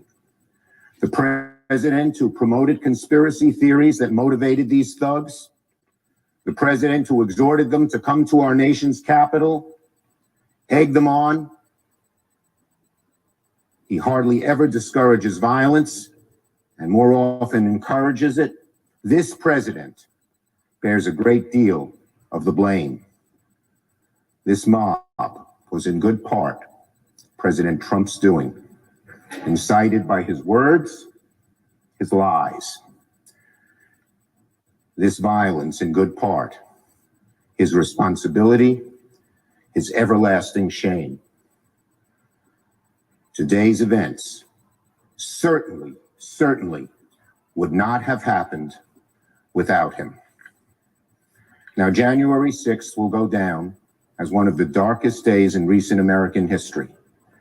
A final warning to our nation about the consequences of a demagogic president, the people who enable him, the captive media that parrots his lies, and the people who follow him as he attempts to push America to the brink of ruin. As we reconvene tonight, let us remember, in the end, all this mob has really accomplished is to delay our work by a few hours. We will resume our responsibilities now, and we will finish our task tonight. The House and Senate chambers will be restored good as new and ready for legislating in short order. The counting of the electoral votes is our sacred duty. Democracy's roots in this nation are deep, they're strong, and they will not be undone, ever, by a group of thugs. Democracy will triumph, as it has for centuries. So to my fellow Americans who were shocked and appalled by the images on their televisions today and who are worried about the future of this country, let me speak to you directly. The divisions in our country clearly run deep, but we are a resilient, forward-looking, and optimistic people, and we will begin the hard work of repairing this nation tonight, because here in America, we do hard things. In America, we always overcome our challenges. Yield the floor. Mr. President. Majority Leader. I yield 2 minutes to the Senator from Oklahoma, Senator Lankford. Senator from Oklahoma. The Vice President, you said things more eloquently than how we say it in Oklahoma. In Oklahoma, we'd say something like, why in God's name would someone think attacking law enforcement and occupying the United States Capitol is the best way to show that you're right? Why would you do that? Rioters and thugs don't run the Capitol. We're the United States of America. We disagree on a lot of things, and we have a lot of spirited debate in this room. But we talk it out, and we honor each other. even in our disagreements. That person is not my enemy. That's my fellow American. And while we disagree on things and disagree strongly at times, we do not encourage what happened today, ever. I want to join my fellow senators in saying thank you to the Capitol Hill Police, the law enforcement, the National Guard, the Secret Service, who stood in harm's way. While we were here debating, they were pushing back. And I was literally interrupted mid-sentence speaking here because we were all unaware of what was happening right outside this room because of their faithfulness and because of what they have done. And I want to thank them. Ronald Reagan once said, "Peace is not the absence of conflict. It is the ability to handle conflict by peaceful means." The peaceful people in my state in Oklahoma want their questions answered, but they don't want what happened today. They want to do the right thing, and they also want to do it the right way. They want to honor the constitutional process, but they also want to have debate about election security because they want to make sure it's right, which is why it's an important issue that still needs to be resolved. Transparency in government just doesn't seem like a bad idea. Obviously, the commission that we have asked for is not going to happen at this point, and I understand that. And we're headed towards tonight, towards the certification of Joe Biden to be the president of the United States. And we will work together in this body to be able to set a peaceful example for the days ahead. I yield the floor. Democratic leader. Senator from Nevada, Senator Cortez Masto. Senator from Nevada. Mr. Vice President, I know that this room is full of leaders of both parties who love this country, and many believe that for America to succeed, our politics must find common ground. And that has never been clearer than today, when armed rioters stormed the U.S. Capitol, emboldened by President Trump's false and inflammatory rhetoric about the 2020 elections. I believe that we in this chamber have a special duty as leaders to work together to lower the temperature of our politics. And I hope that my colleagues who have questioned the legitimacy of this election in Arizona and all of these other states now see the dire and dangerous consequences of sowing doubt and uncertainty. I also know that as U.S. senators, we all take solemnly the oath we swear to support and defend the Constitution of the United States against all enemies, foreign and domestic. At this moment in history, I can think of nothing more patriotic than renewing our faith in the charters of freedom that our founding fathers crafted for our republic, starting with the fundamental American principle in our Declaration of Independence that governments derive their just powers from the consent of the governed. The people have spoken in this election, and our only job here today is to do what they ask. It is not to argue election security. That's not the place for what we are doing today. Our Constitution specifically reserves to the people the right to meet in their respective states and vote for the president and vice president. As a result, individual states oversee and implement the election process, not the federal government. To guard against fraud or irregularities in the voting process, the states are required to have robust election security measures. Likewise, state legislatures have the opportunity to examine evidence of voter fraud before they certify their electoral college votes.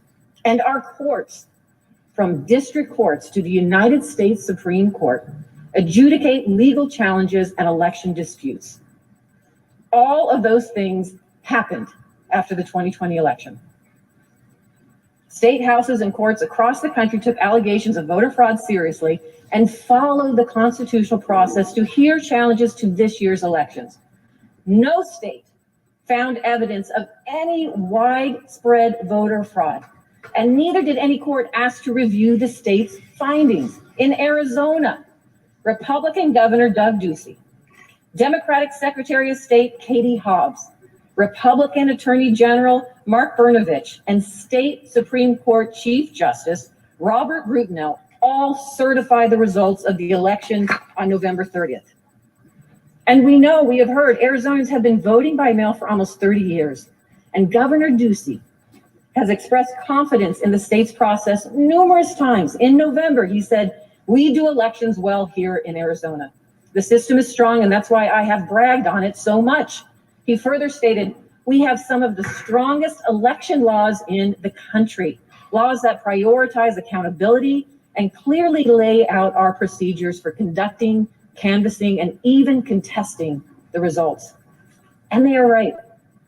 Arizona has one of the most transparent election processes in the country, with built-in accountability, starting with internal auditing. We have heard unfounded allegations that voting machines in Arizona and elsewhere somehow changed vote tallies or somehow improperly rejected ballots while claiming to accept them. These allegations all ignore the fact that Arizona counties conducted ballot audits by hand to double check the machine counts, and these audits found no widespread fraud or irregularities. Maricopa County, the county where more than 60% of the state population resides, conducted a post-election hand count audit in the week after the election, which showed perfect 100% accuracy in the machine tabulations. So why would we need, my colleagues, to call for a 10-day emergency audit to be conducted by a legislative commission when it's already been done by the state of Arizona? What happened to states' rights? The audit involved checking ballots for the presidential election, but also ballots for federal and state legislative elections. The audit report shows every precinct's machine and hand count totals for each of the races audited. And for every single race in every precinct, the difference between the hand count and the machine count was 0. Maricopa's audit report stated no discrepancies were found by the hand count audit boards. Seeking to find any reason to contest these results, some of the state Republicans then tried to claim that Maricopa County failed to follow state law in conducting this audit by selecting voting center locations to audit instead of voting precincts. This was wrong. And this too went to a court. In rejecting this claim, state court in Arizona found that the county followed the properly issued guidance on hand audit procedures from the Arizona Secretary of State. And the court found that Maricopa County officials, therefore, could not lawfully have performed the hand count audit the way the plaintiffs wanted it done. If they had done so, they would have exposed themselves to criminal punishment. The senator's 5 minutes is expired. Thank you, Mr. Vice President. I would close by just saying, please, my colleagues, do not disenfranchise the voters of Arizona and certify their votes tonight. Thank you. Majority Leader. Mr. President, I yield up to 5 minutes to the senator from Utah, Senator Lee. Senator from Utah. Mr. President, at the time I prepared my remarks for today, it seems like a lifetime ago. A lot's changed in the last few hours. And so I'm going to deliver some of the same remarks, but it has a little bit of a different feel than it would have just a few hours ago. My thoughts and prayers go out to the family members of those who have been injured or killed today. My heartfelt gratitude goes out to the Capitol Hill Police who valiantly defended our building and our lives. Well, it's true that legitimate concerns have been raised with regard to how some of the key battleground states conducted their presidential elections. This is not the end of the story. We each have to remember that we've sworn an oath to uphold, protect, and defend this document, written nearly 2.5 centuries ago by wise men raised up by God to that very purpose. That document makes clear what our role is and what it isn't. it makes clear who does what when it comes to deciding presidential elections. You see, because in our system of government, presidents are not directly elected. They're chosen by presidential electors. And the Constitution makes very clear under Article 2, Section 1, that the states shall appoint presidential electors according to procedures that their legislatures develop. Then comes the 12th Amendment.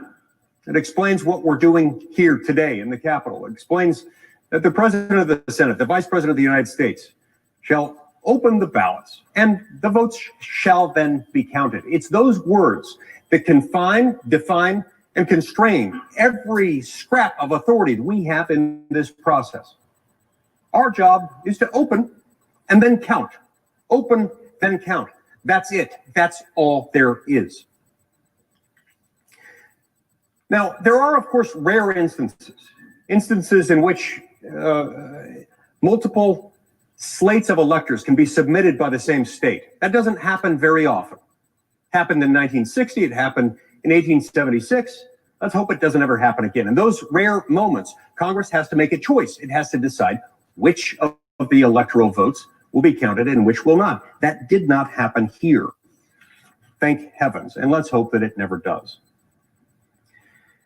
Now, many of my colleagues have raised objections or had previously stated their intent to raise objections with regard to these.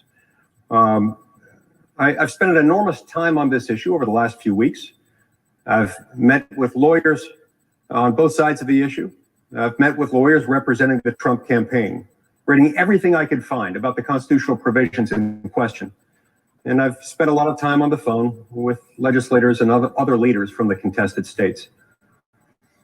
I didn't initially declare my position because I didn't yet have one. I wanted to get the facts first, and I wanted to understand what was happening. I wanted to give the people serving in government in the contested states the opportunity to do whatever they felt they needed to do to make sure that their election was properly reflected.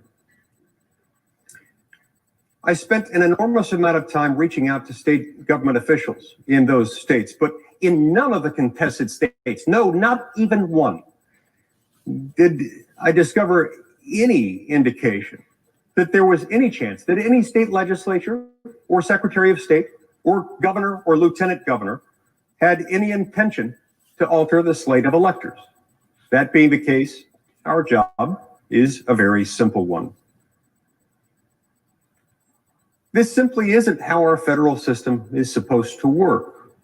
That is to say, if you have concerns with the way that an election in the presidential race was handled in your state, the appropriate response is to approach your state legislatures, first and foremost. These protests, from hearing from those who have raised concerns, they should have been focused on their state capitals, not their nation's capital. Because our role is narrow, our role is defined, our role is limited. Yes, we are the election judges when it comes to members elected to our own body. And yes, the House of Representatives, they're the judges of their own races there. We also have the authority to prescribe, as a Congress, rules governing the time, place, and manner of elections for senators and representatives. There is no corresponding authority with respect to presidential elections.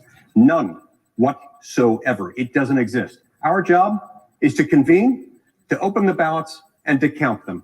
That's it. Thank you, Mr. President. You have the floor. Democratic leader. Colorado, Mr. Bennett. Senator from Colorado. Thank you, Mr. Vice President. Thank you, Mr. President. Colleagues, it's been a terrible day for everybody here and for our country.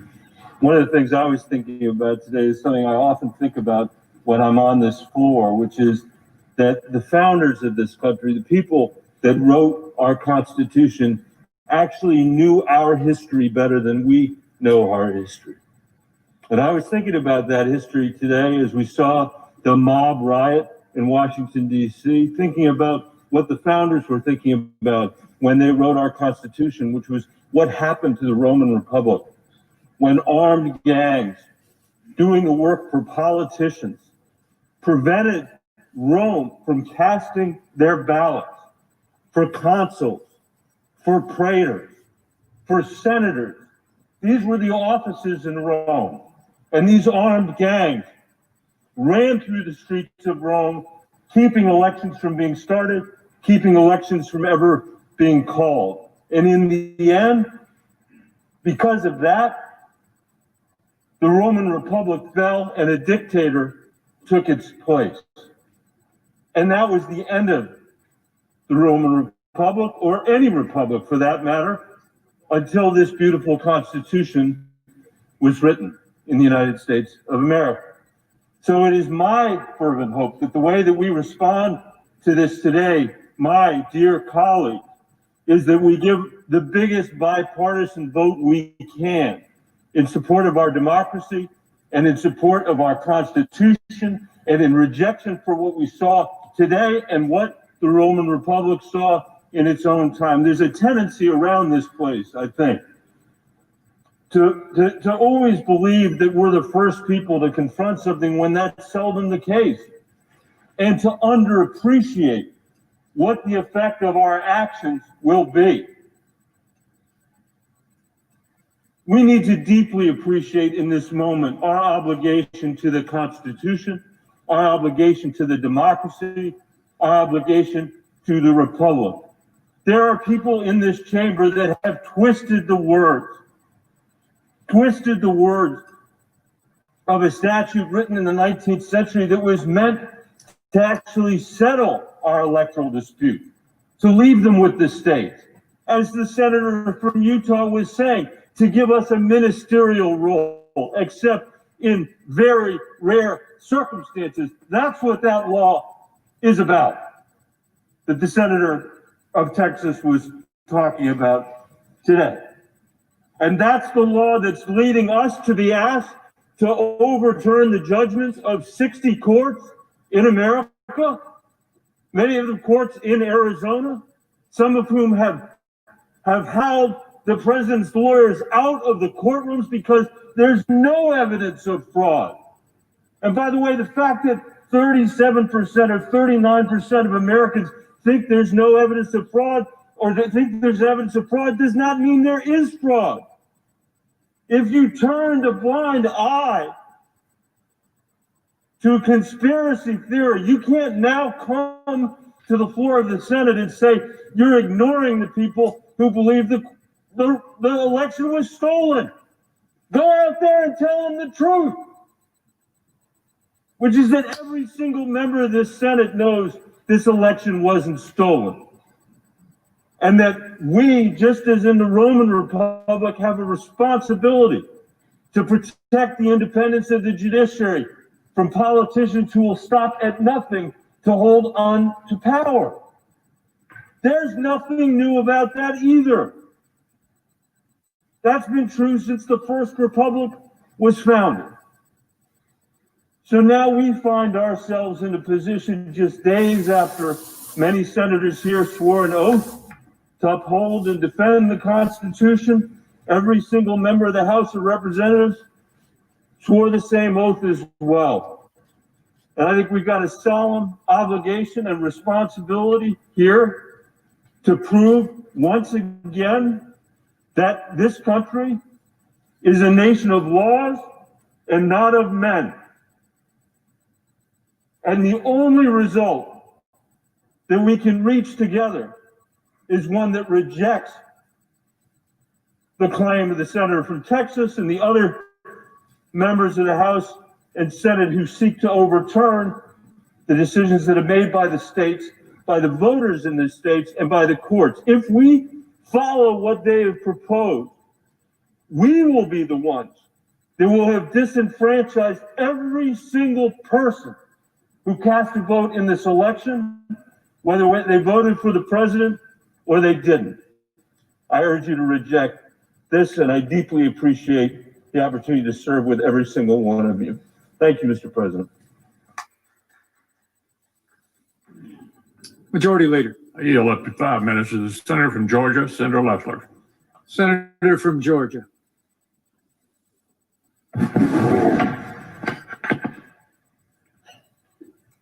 Mr. President, when I arrived in Washington this morning, I fully intended to object to the certification of the electoral votes.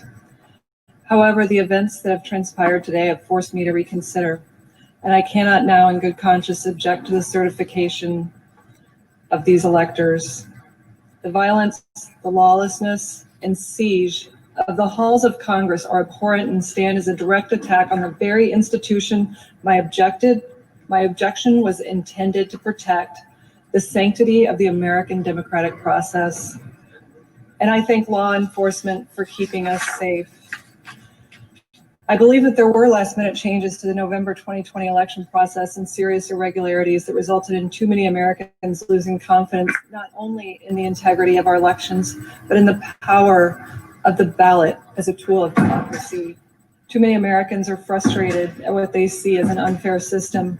Nevertheless, there is no excuse for the events that took place in these chambers today, and I pray that America never suffers such a dark day again. Though the fate of this vote is clear, the future of the American people's faith in the core institution of this democracy remains uncertain. We as a body must turn our focus to protecting the integrity of our elections and restoring every American's faith that their voice and their vote matters. America is a divided country with serious differences, but it is still the greatest country on earth. There can be no disagreement that upholding democracy is the only path to preserving our republic. I yield the floor.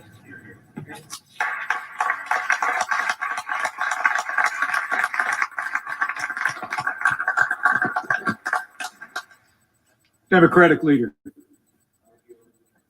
Minutes to Senator Booker and 2.5 minutes to Senator Kane. In reverse order. Mr. President and my colleagues. Senator from Virginia. I applaud the comments of my colleague from Georgia deeply. My first job after school was in Macon, Georgia, working for a federal judge, Lanier Anderson. And I learned a lot about integrity and a lot about law from him. I also learned some sad lessons that in the history of Georgia and indeed Virginia and many states, so many people, especially people of color, have been disenfranchised over the course of our history. Our late friend, John Lewis, congressman from Georgia, was savagely beaten on Bloody Sunday just for marching for voting rights. That act of violence inspired this body, the U.S. Senate, to come together in March of 1965 and work to pass, in a bipartisan fashion, the Voting Rights Act. We should be coming together today after acts of violence as a United States Senate to affirm the votes of all who cast ballots in November. Instead, we're contemplating an unprecedented objection that would be a massive disenfranchisement of American voters. The Georgia result was very clear, a 12,000 vote margin, 2 certifications by Republican officials, 4 separate recounts and canvasses, 7 lawsuits, as in the other states. If we object to results like this, the message is so clear. We are saying to states, no matter how secure and accurate your elections are, we'll gladly overthrow them if we don't like who you voted for. But more importantly, what we'll be saying, really what we'll be doing, is as the body that acted together to guarantee Americans the right to vote, we will become the agent of one of the most massive disenfranchisements in the history of this country. So I urge all of my colleagues, please oppose these objections. Thank you, and I yield to my colleague from New Jersey. Senator from New Jersey.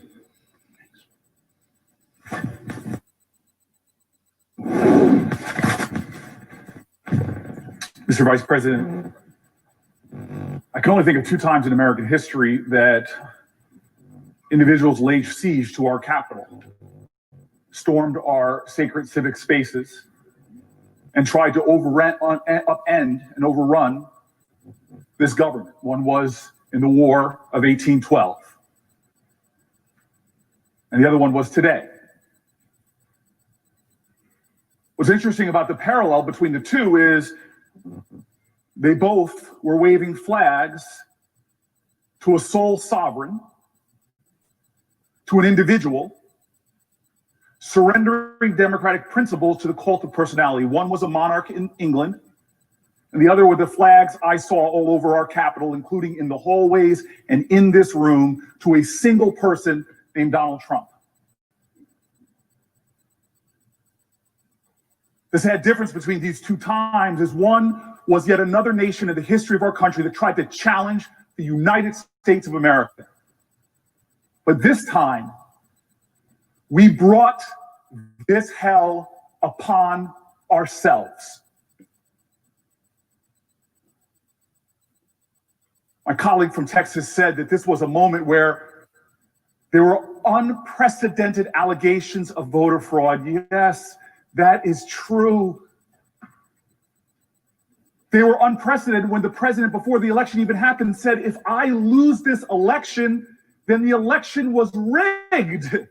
That's unprecedented. It's unprecedented before the night of the voting even the counting of the vote was even done that he called it rigged.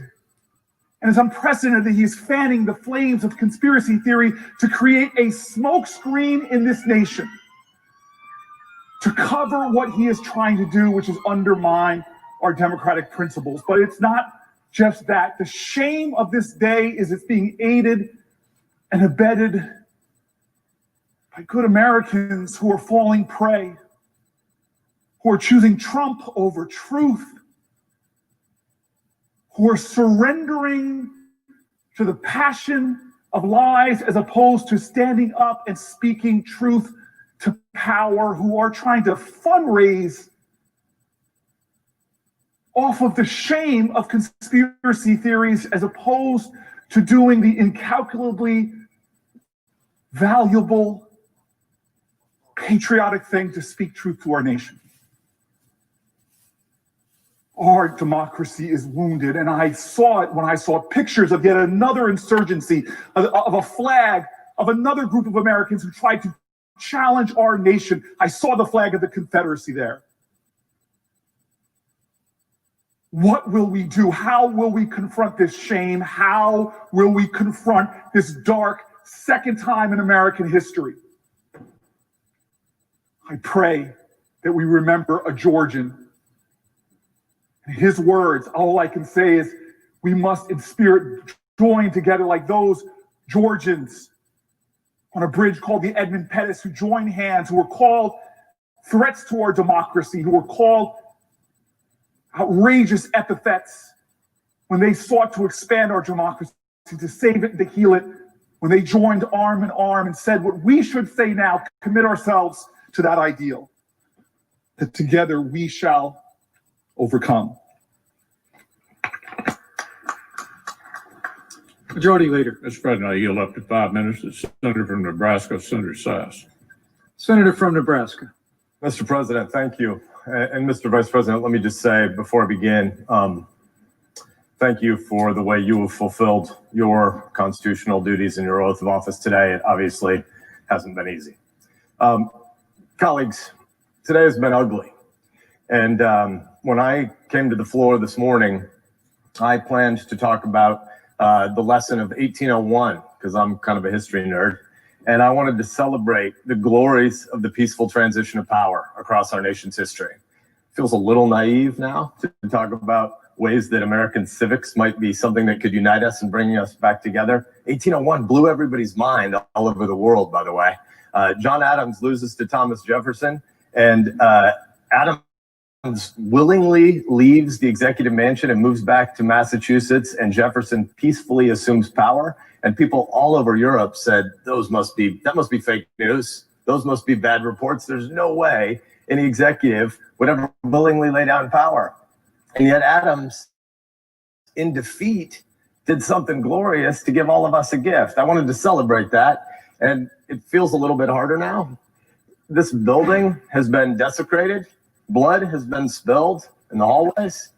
I octogenarian members of this chamber that needed to have troops and police stabilize them to get down the stairs at a time when a lot of our staffs were panicked and under their desks and not knowing what was going to happen to them. It was ugly today. But you know what? It turns out that when something's ugly, talking about beauty isn't just permissible. Talking about beauty is obligatory in a time like that. Why?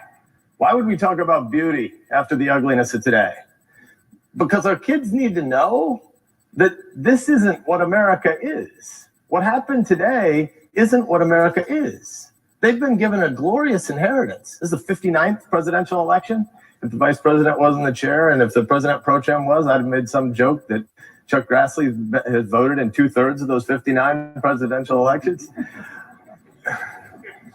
He's laughing. It's not as good as Hit Dear, Dear Dead, but it's still got a Grassley laugh. I don't think we want to tell the Americans that come after us that this republic is broken, that this is just a banana republic, that our institutions can't be trusted. I don't think we want that. We don't want that in this body. We don't want that in our hometowns. I don't think we want to tell our kids that America's best days are behind us, because it's not true. That's not who we are. America isn't Hatfield's and McCoy's blood feud forever. America's a union. There's a lot that's broken in this country, but not anything that's so big that the American people can't rebuild it, that freedom and community and entrepreneurial effort and that neighborhoods can't rebuild. Nothing that's broken is so big that we can't fix it. Generations of our forefathers and our foremothers, probably not a word, our ancestors have spilled blood to defend the glories of this republic. Why would they do that? Because America is the most exceptional nation in the history of the world, and because the Constitution is the greatest political document that's ever been written. Most governments in the past have said might makes right, and we saw some of that hooligan nuttery today. Might makes right. No, it doesn't. God gives us rights by nature, and government is just our shared project to secure those rights. America has always been about what we choose to do together, the way we reaffirm our constitutional system, where we've got some governmental tasks, and we all in this body could do better at those governmental tasks, but the heart of America is not government. The center of America is not Washington, D.C. The center of America is the neighborhoods where 330 million Americans are raising their kids and trying to put food on the table and trying to love their neighbor. That's the center of America. We're not supposed to be the most important people in America. We're supposed to be servant leaders who try to maintain a framework for ordered liberty so that there's a structure that back home where they live, they can get from the silver frame of structure and order to the golden apple at the center, as Washington would have said it, which is the things that they build together. The places where they coach Little League, the places where they invite people to synagogue or church. Sometimes the big things we do together are governmental, like kicking Hitler's ass or like going to the moon. Sometimes there is governmental stuff, but the heart of America is about places where moms and dads are raising kids, and we're supposed to serve them by maintaining order and by rejecting violence. You can't do big things like that if you hate your neighbors. You can't do big things together as Americans if you think other Americans are the enemy. Look, there's a lot of uncertainty about the future. I get it. There's a lot that does need to be rebuilt. But if you're angry, I want to beg you, don't let the screamers who monetize hate have the final word. Don't let nihilists become your drug dealers. There are some who want to burn it all down. We met some of them today, but they aren't going to win. Don't let them be your prophets. Instead, organize, persuade, but most importantly, love your neighbor. Visit the widower down the street who's lonely, no one tell anybody that his wife died and he doesn't have a lot of friends. Shovel somebody's neighbor, shovel somebody's driveway. You can't hate somebody who just shoveled your driveway. The heart of life is about community and neighborhood. And we're supposed to be servant leaders. The constitutional system is still the greatest order for any government ever, and it's our job to steward it and protect it. Let's remember that today when we vote. Democratic leader. Senator Durbin. Senator from Illinois. Thank you, Mr. Vice President. In March of 1861, a Springfield lawyer caught a train to Washington. His name was Abraham Lincoln. It wasn't his first trip here. He'd served as a congressman 15 years before, and he returned in the beginning of the Civil War to serve as president. It was a different place than he knew it as congressman, and 15 years had changed a lot. The Spriggs boarding house across the street, which is now the Library of Congress, was gone. And this building was changing. Big changes. They're building a dome on the Capitol. But they were also in the earliest days of a war, and President Lincoln was counseled, stop building the dome. Costs too much money. We can't spend any more time on it. And he said, no, we're going to build that dome and we're going to finish it. That dome and this building will be a symbol of this country that will survive this Civil War and come back strong. So they built the dome. They won the war. And since those days, that dome and this building have been a symbol to this country, a symbol of unity and of hope. Tourists come through here before COVID-19 by the tens of thousands. And if you've ever noticed their tours, they're often shushed. People are saying, show some respect for this building. We know this building in the Rotunda is a place where some of the greatest American heroes of both political parties lie in state, and we go there to honor them. We know this building because we work here. We enact laws here that change America.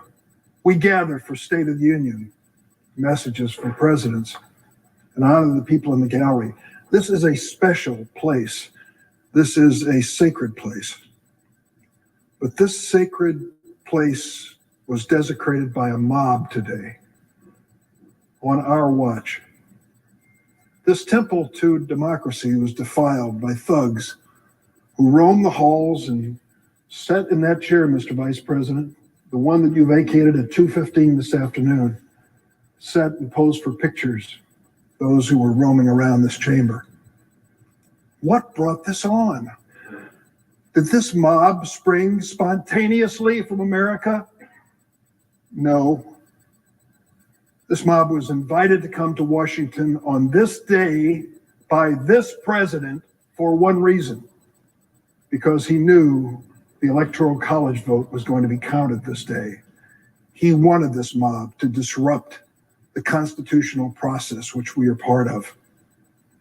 This mob was inspired by a president who cannot accept defeat. If you wonder whether I'm going too far in what I say, just read the transcript with the Secretary of State from Georgia and listen to this president's wild conspiracy theories, one after the other, swatted down by that Republican elected official and his attorney as having no basis in fact.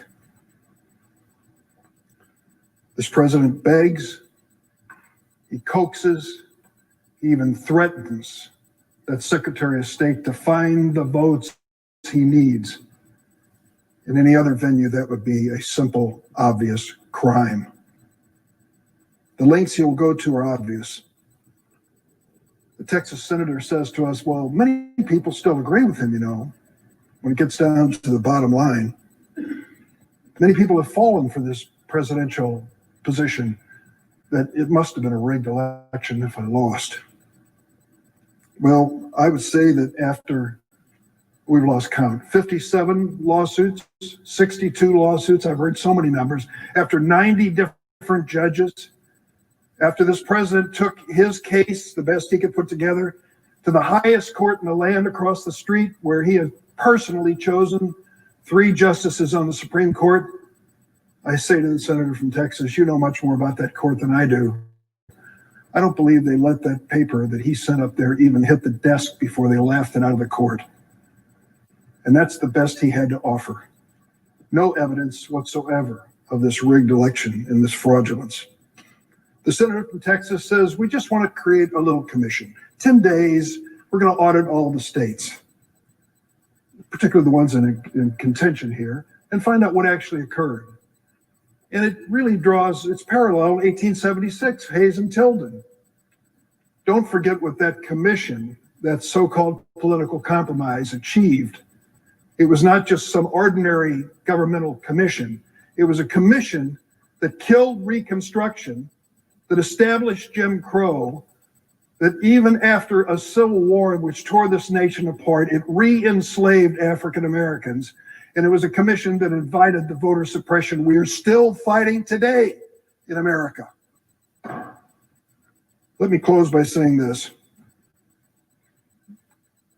The vote we're going to have here is a clear choice of whether we are going to feed the beast of ignorance or we are going to tell the truth to the American people.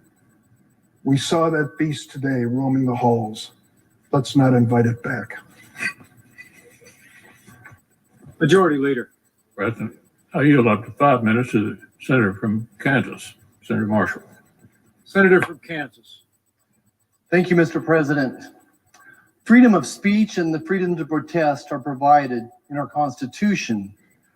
And while I share the same frustrations many Americans have over the presidential election, the violence and mob rule which occurred at the U.S. Capitol today and across the country over the past year are unacceptable, and I condemn them at the highest level. And like all of us in the chamber, I'm thankful for the heroic law enforcement officers who worked feverishly to restore order so that we get back to the electoral certification process. During my 29-year career as an obstetrician and gynecologist, too often I had to sit down with patients and give them a very bad diagnosis. It might have been a young mother of 3 who I delivered all 3 of her babies, now with metastatic breast cancer, or perhaps another woman with advanced cervical or ovarian cancer, all with a very challenging prognosis.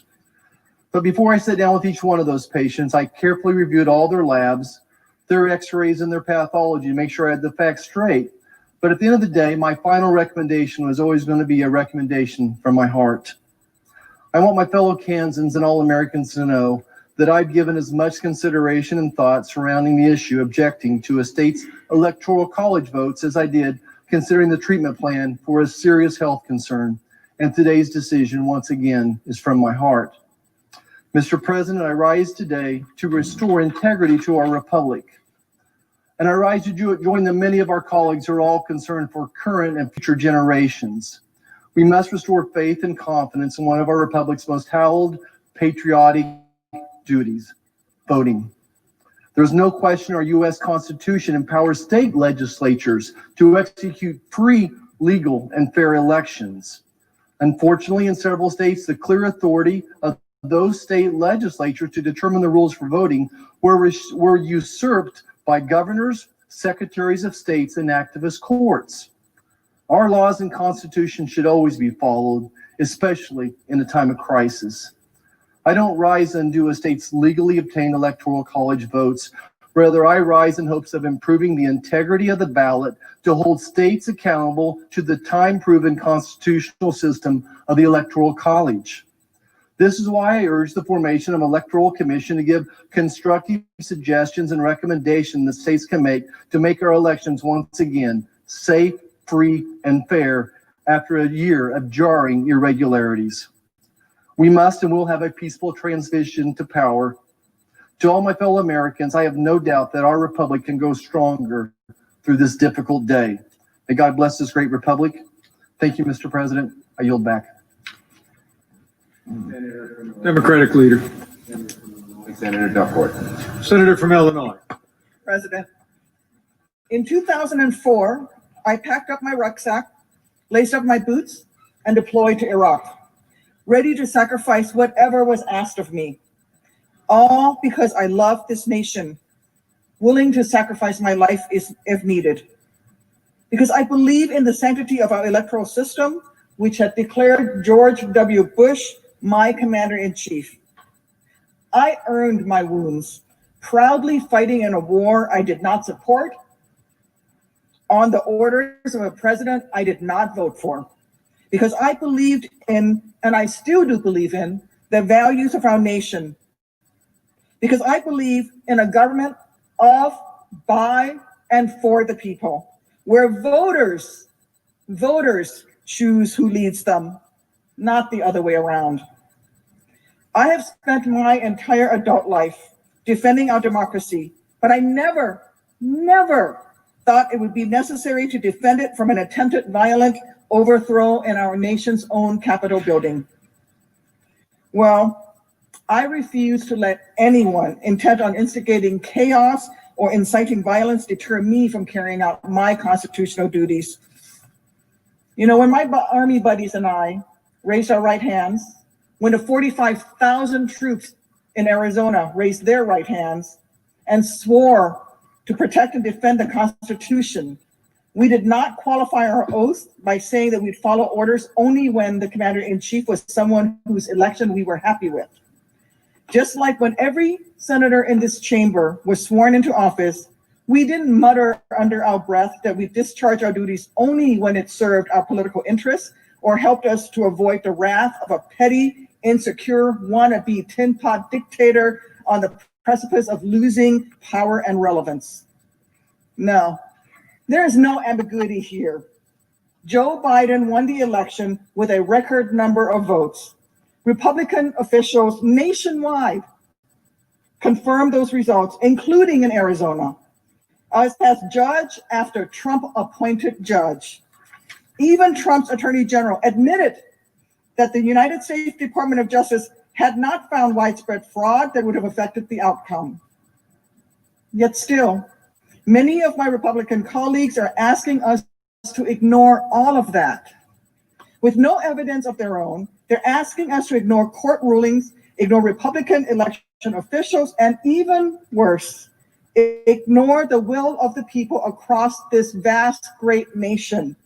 By trying to overturn this election, they are placing more trust in Reddit conspiracy theories over the Constitution, proving that appeasing Trump is more important to them than protecting the most basic tenet of our republic, the adherence to free and fair elections.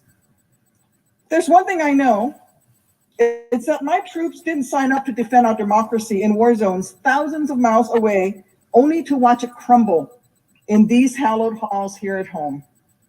Yet that is what this effort amounts to, an attempt to subvert our democracy, and in the process, it is threatening what makes America American. Because in this country, the power of the people has always mattered more than the people in power. That is the ideal that this nation was founded upon. That is why a few patriots threw some tea in Boston Harbor, why Washington crossed the Delaware, why suffragists were arrested a century ago, and why my friend John Lewis crossed that bridge in Selma in 1965. It is why millions spent a Tuesday in November standing in line, braving a pandemic to make their voices heard. Listen, this administration has always had an adversarial relationship with the truth. Trump always cries conspiracy, always foments chaos whenever something doesn't go his way.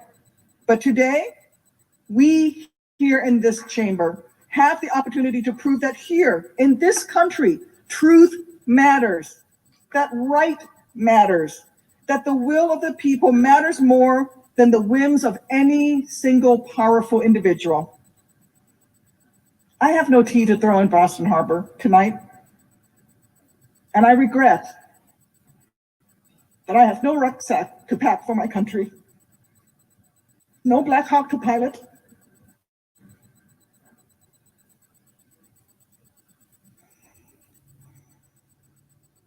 nor am I asking for any grand gesture from my Republican colleagues.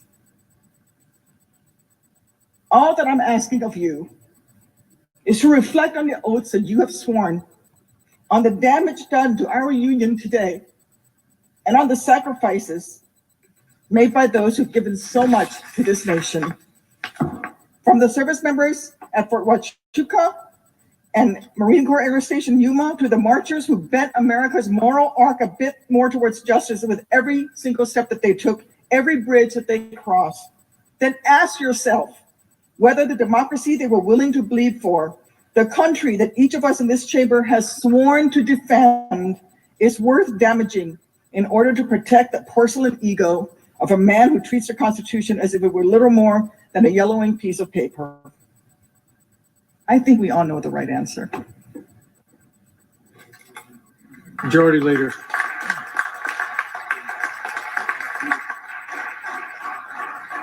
Mr. President, I yield up to 5 minutes to the senator from Kentucky, Senator Paul. Senator from Kentucky. I wrote a speech for today. I was planning to say that I fear the chaos of establishing a precedent that Congress can overturn elections. Boy, was I right. Chaos, anarchy. The violence today was wrong and un-American. The vote we are about to cast is incredibly important. Now more than ever, the question is, should Congress override the certified results from the states and nullify the states' rights to conduct elections? The vote today is not a protest. The vote today is literally to overturn elections. We've been told that this is a protest. Well, this is about an electoral commission. No, it's not. It's about whether to seat the electors that have been certified by a state. It's not about an electoral commission. It's not about a protest. You can go outside if you want to protest. This is about overturning a state certified election. If you vote to overturn these elections, wouldn't it be the opposite of what states' rights Republicans have always advocated for? This would doom the Electoral College forever. It was never intended by our founders that Congress have the power to overturn state certified elections. My oath to the Constitution doesn't allow me to disobey the law. I can't vote to overturn the verdict of states. Such a vote would be to overturn everything held dear by those of us who support the rights of states in this great system of federalism that was bequeathed to us by our founders. The Electoral College was created to devolve the power of selecting presidential electors to the states. The Electoral College is, without question, an inseparable friend to those who believe that every American across our vast country deserves to be heard. If Congress were to give the power to overturn the state's election, what terrible chaos would ensue every 4 years? Imagine the furor against the Electoral College if Congress becomes a forum to overturn states' Electoral College slates. It's one thing to be angry. It's another to focus one's anger in constructive ways. That hasn't happened today, to say the least. We simply cannot destroy the Constitution, our laws, and the Electoral College in the process. I hope as the nation's anger cools, we can channel that energy into essential electoral reforms at the state level. America's admired around the world for our free elections. We absolutely must fix this mess and restore confidence and integrity to our elections. We must. Democratic leader. Senator from Virginia, Senator Warren. Still pretty reeling from what happened today. What I was going to talk about was the work that I'm most proud of since I've been here, with my good friend Richard Burr and all the members of the Intelligence Committee, about a multi-year report we did into foreign interference in our elections. Probably our top recommendation of that 5-volume bipartisan report was that any official or candidate should use restraint and caution when questioning results of our elections. Because when you do so, you often carry out the goals of our foreign adversaries. Use caution because whether knowingly or unknowingly, and whether that adversary is in Russia or China or Iran, their goals are pretty simple.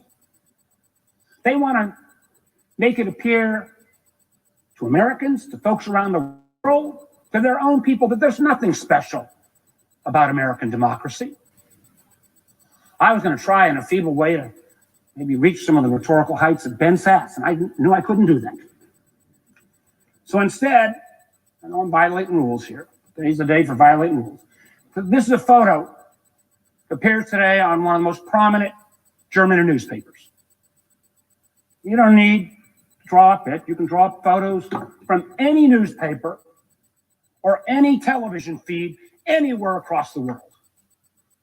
And what is this photo of? It's of thugs. Thugs in the halls of this Capitol, diminishing everything we say we believe in this democracy. When you look at those images, realize those images are priceless for our adversaries.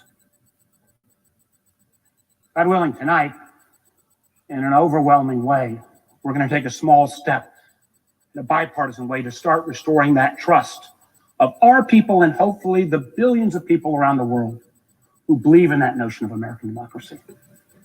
Remember, these images will still endure. I yield back. Majority Leader. Mr. President, I yield up to 5 minutes to the senator from Missouri, Senator Hawley. Senator from Missouri. Mr. President, thank you. I want to begin this evening by saying thank you to the men and women of the Capitol Hill Police, the armed, the National Guardsmen, the Metropolitan Police, and others who came to this Capitol, who put their lives on the line to protect everyone here working inside of it. And I want to thank law enforcement all across this country, in my home state of Missouri and everywhere else who do that day in and day out. And I just want to acknowledge that when it comes to violence, this has been a terrible year in America this last year. We've seen a lot of violence against law enforcement, and today we saw it here in the capital of the United States. And in this country, in the United States of America, we cannot say emphatically enough, violence is not how you achieve change. Violence is not how you achieve something better. Our Constitution was built and put into place so that there would be, in the words of Abraham Lincoln, no appeal from ballots to bullets, which is what we saw, unfortunately, attempted tonight. There is no place for that in the United States of America. And that's why I submit to my colleagues that what we're doing here tonight is actually very important.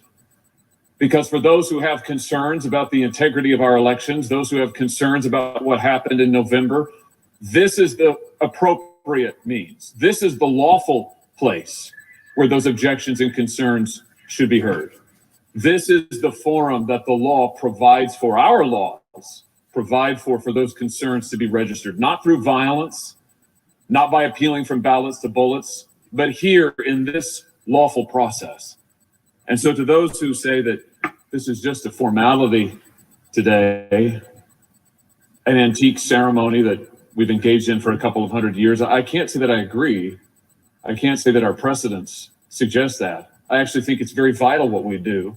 The opportunity to be heard, to register objections is very vital, because this is the place where those objections are to be heard and dealt with, debated, and finally resolved in this lawful means, peacefully, without violence, without attacks, without bullets. And so, Mr. President, let me just say now briefly, in lieu of speaking about that later, a word about Pennsylvania, which is a state that I have been focused on, objected to, as an example of why people are concerned, millions of Americans concerned about our election integrity.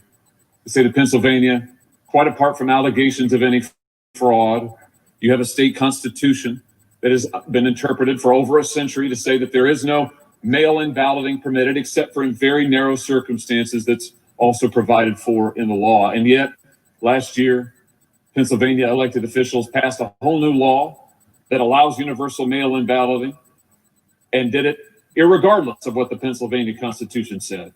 And then when Pennsylvania citizens tried to go and be heard on this subject before the Pennsylvania Supreme Court, they were dismissed on grounds of procedure, timeliness, in violation of that Supreme Court's own precedent. So the merits of the case have never been heard. The constitutionality of the statute actually has never been defended. I'm not aware of any court that has passed on its constitutionality. Actually, I'm not aware of anybody who's defended the constitutionality. And this was the statute that governed this last election, in which there are over 2.5 million mail-in ballots in Pennsylvania. This is my point, that this is the forum. The Pennsylvania Supreme Court hasn't heard the case. There's no other court to go to hear the case in the state. And so this is the appropriate place for these concerns to be raised, which is why I have raised them here today. And I hope that this body will not miss the opportunity to take affirmative action to address the concerns of so many millions of Americans, to say to millions of Americans tonight that violence is never warranted, that violence will not be tolerated, that those who engage in it will be prosecuted, but that this body will act to address the concerns of all Americans across the country. We do need an investigation into irregularities, fraud. We do need a way forward together. We need election security reforms. I bet my friends on the other side of the aisle don't disagree with that. We need to find a way to move forward on that together so that the American people from both parties, all walks of life, can have confidence in their elections and that we can arrange ourselves under the rule of law that we share together. Thank you, Mr. President. I yield the floor. Democratic leader. Senator from Pennsylvania, Mr. Case. Senator from Pennsylvania. I rise tonight to defend the people of the Commonwealth of Pennsylvania, to defend the more than 6.9 million voters who voted in this election, and to condemn in the strongest possible terms this attempt to disenfranchise the voters of Pennsylvania based upon a lie, a falsehood. That same lie sowed the seeds of today's violence and today's lawlessness here in the Capitol. One of my constituents, Susan from the Lehigh Valley, the community of our state where Senator Toomey lives, recently wrote to my office and perhaps said it best. She said, and I quote, "We cannot allow anybody to overturn the legal votes of the citizens of Pennsylvania. This would be the ultimate destruction of our democracy," unquote. Susan had it right. We cannot allow anybody, and she put that word in all caps, to overturn the legal votes of the people of our state. Let me address the allegation regarding the Pennsylvania Constitution and the General Assembly. Somehow that the General Assembly didn't have the authority to enact no excuse mail-in voting, that process for the people of our state. First, the law in question, Act 77, was passed in 2019 and was implemented without any serious question as to its constitutionality. The law was passed by a Republican-controlled General Assembly, House and Senate.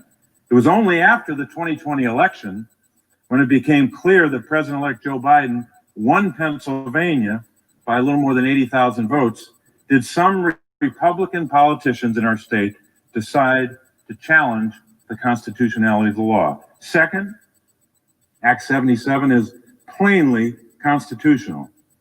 My colleagues allege that the state constitution requires in-person voting except under limited circumstances. This is not true.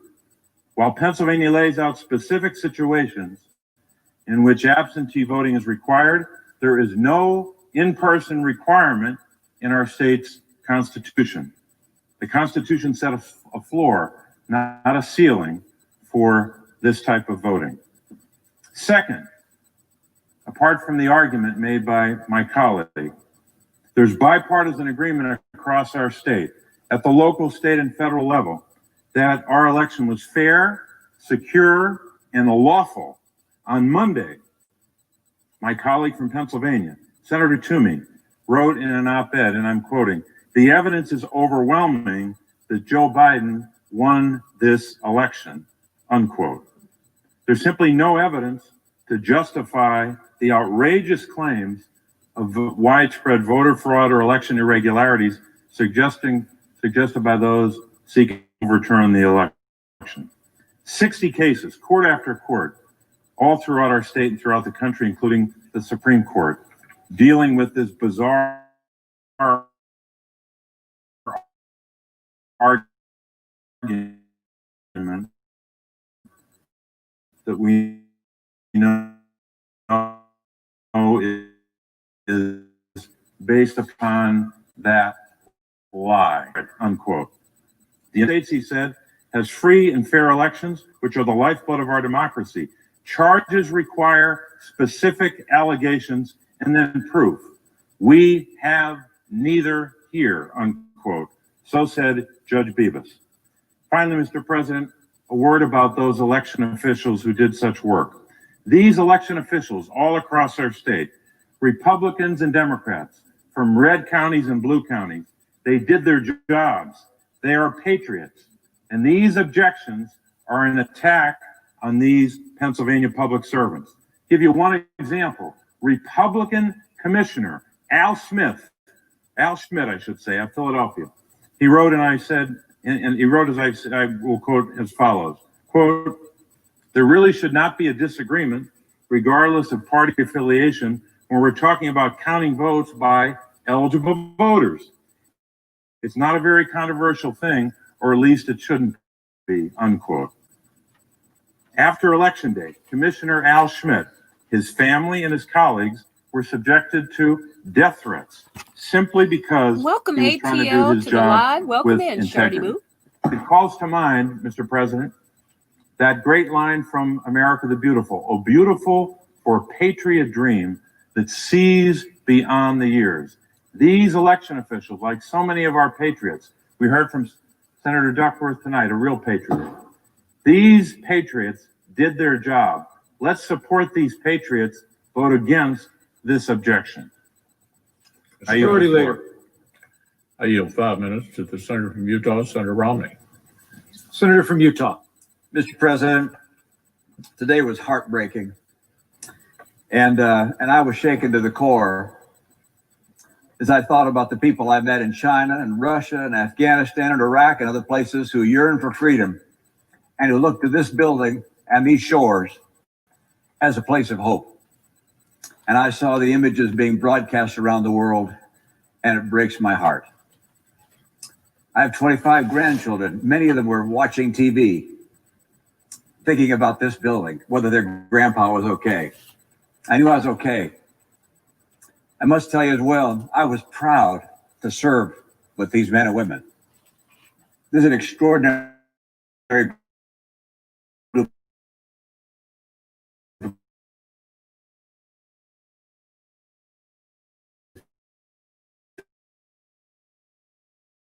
people. I'm proud to be a member of the continue to support is a dangerous gambit by objecting to the results of a legitimate democratic election will forever be seen as being complicit in an unprecedented attack against our democracy. Fairly or not, they'll be remembered for their role in the shameful episode in American history. That will be their legacy. I salute Senator Langford and Loeffler and Braun and Daines, and I'm sure others, who in the light of today's outrage have withdrawn their objection. For any who remain insistent on an audit in order to satisfy the many people who believe that the election was stolen, I'd offer this perspective. No congressional audit is ever going to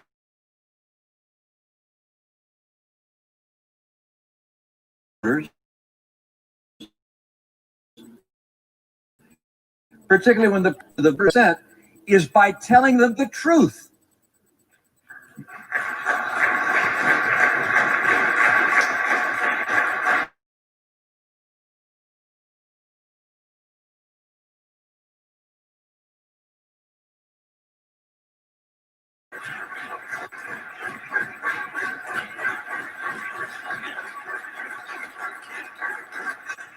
That's the burden. That's the duty of leadership. The truth is that President-elect Biden won the election. President Trump lost. I've had that experience myself. It's no fun. Scores of courts, the president's own attorney general, state election officials, both Republican and Democrat, have reached that unequivocal decision. And in light of today's sad circumstances, I asked my colleague, do we weigh our own political fortunes more heavily than we weigh the strength of our republic, the strength of our democracy, and the cause of freedom? What's the weight of personal acclaim compared to the weight of conscience? Leader McConnell said that the vote today is the most important in his 36 years of public service. Think of that. Authorizing 2 wars, voting on 2 impeachments. He said that not because the vote reveals something about the election, it's because this vote reveals something about us. I urge my colleagues to move forward with completing the electoral count, to refrain from further objections, and to unanimously affirm the legitimacy of the presidential election. Thank you, Mr. President.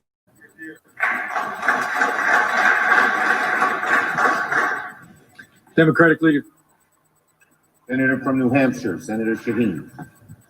Senator from New Hampshire. Mr. President, on January 3rd, I, along with 31 of my colleagues, stood in this chamber and swore an oath to support and defend the Constitution of the United States. It's both ironic and deeply disappointing that only 3 days after swearing these oaths, some of my colleagues are willfully coming close to breaking this promise. Since 1797, each U.S. president has peacefully handed over power to the next. And that will happen again on January 20th, when Donald Trump, despite the protesters today, the violence today, when Donald Trump leaves the White House at noon and Joe Biden becomes president. And we've heard tonight from both Democrats and Republicans about the importance of the voters speaking in the election, and about the fact that there is no evidence of widespread voter fraud. But this is not just an issue for us here in the United States. This is an issue for nascent democracies around the world who, as Senator Romney said, look to the United States as an example. We are the shining city on the hill. We give those struggling under oppression hope for a better future. Now, like so many of us in this chamber, I've traveled to developing democracies around the world, to Afghanistan and Iraq, to the Western Balkans, to Africa, to the country of Georgia. I went there with my colleague, Senator Risch. In 2012, we went to Georgia to observe officially, on behalf of the Senate, the election between outgoing President Mikhail Saakashvili and his United National Movement Party, and the challenge by Georgian Dream, which was a newly formed party supported and funded by billionaire oligarch Bidzina Ivanishvili. It was a battle for parliament, but also for control of the government. Senator Risch and I visited multiple polling places on election day, and we agreed with the international assessment that that election was free and fair and that Georgian Dream were the winners. But there was real concern in the country that Saakashvili was going to refuse to give up power, that would lead to violence. It would end the nascent democratic reforms that were happening in that former Soviet republic.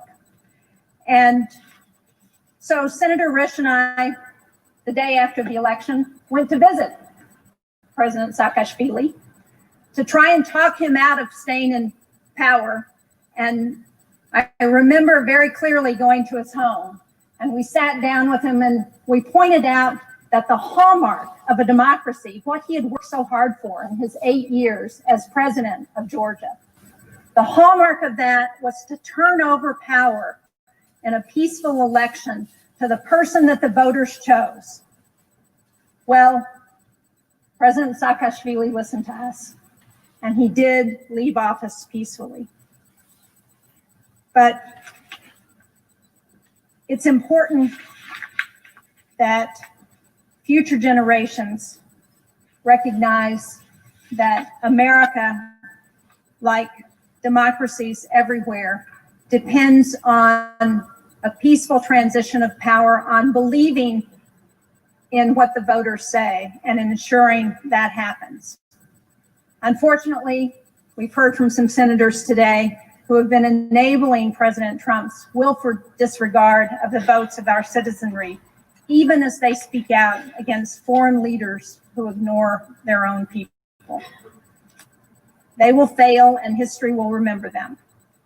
And I hope that future generations will view the actions of some of those folks today as little more than an unfortunate anomaly. Future opportunities may use this ill-fated effort to seek short-term political gain over the long-term stability of our republic. But for the sake of our great country and America's standing in the world, I ask my colleagues today to fully endorse the results of the free and fair election and set aside this partisan attempt to subvert the will of the people. We should be venerating the peaceful transition of power, even if our own preferred candidate didn't win. That is, after all, who we are in the United States of America. Thank you, Mr. President. Majority Leader. Mr. President, I yield up to 5 minutes to the Senator from Ohio, Senator Portman. Senator from Ohio. Mr. Vice President, you have fulfilled your duties as President of the Senate tonight with distinction, and we all appreciate it. I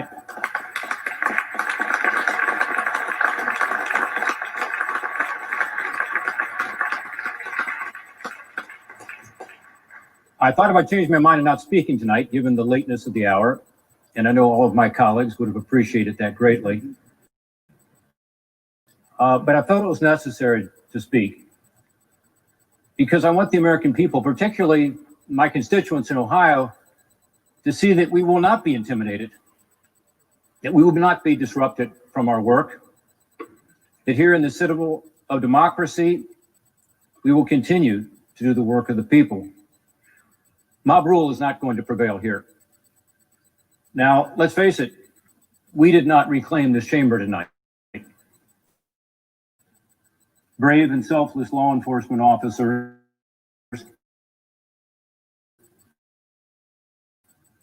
stood in the breach and ensured that the citadel of democracy would be protected and that we would be deeply grateful for that, as is the nation.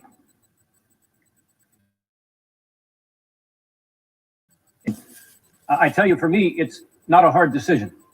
I stand with the Constitution. I stand with what the Constitution makes clear. The people and the states hold the power here, not us.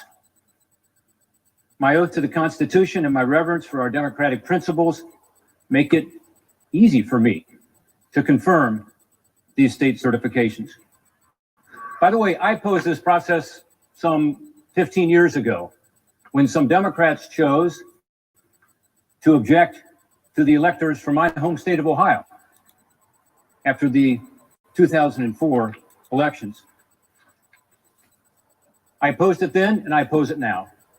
I said at the time, Congress must not thwart the will of the people. That's what we would be doing. Let's assume for a moment that those who object to the certifications are right, that the Constitution intended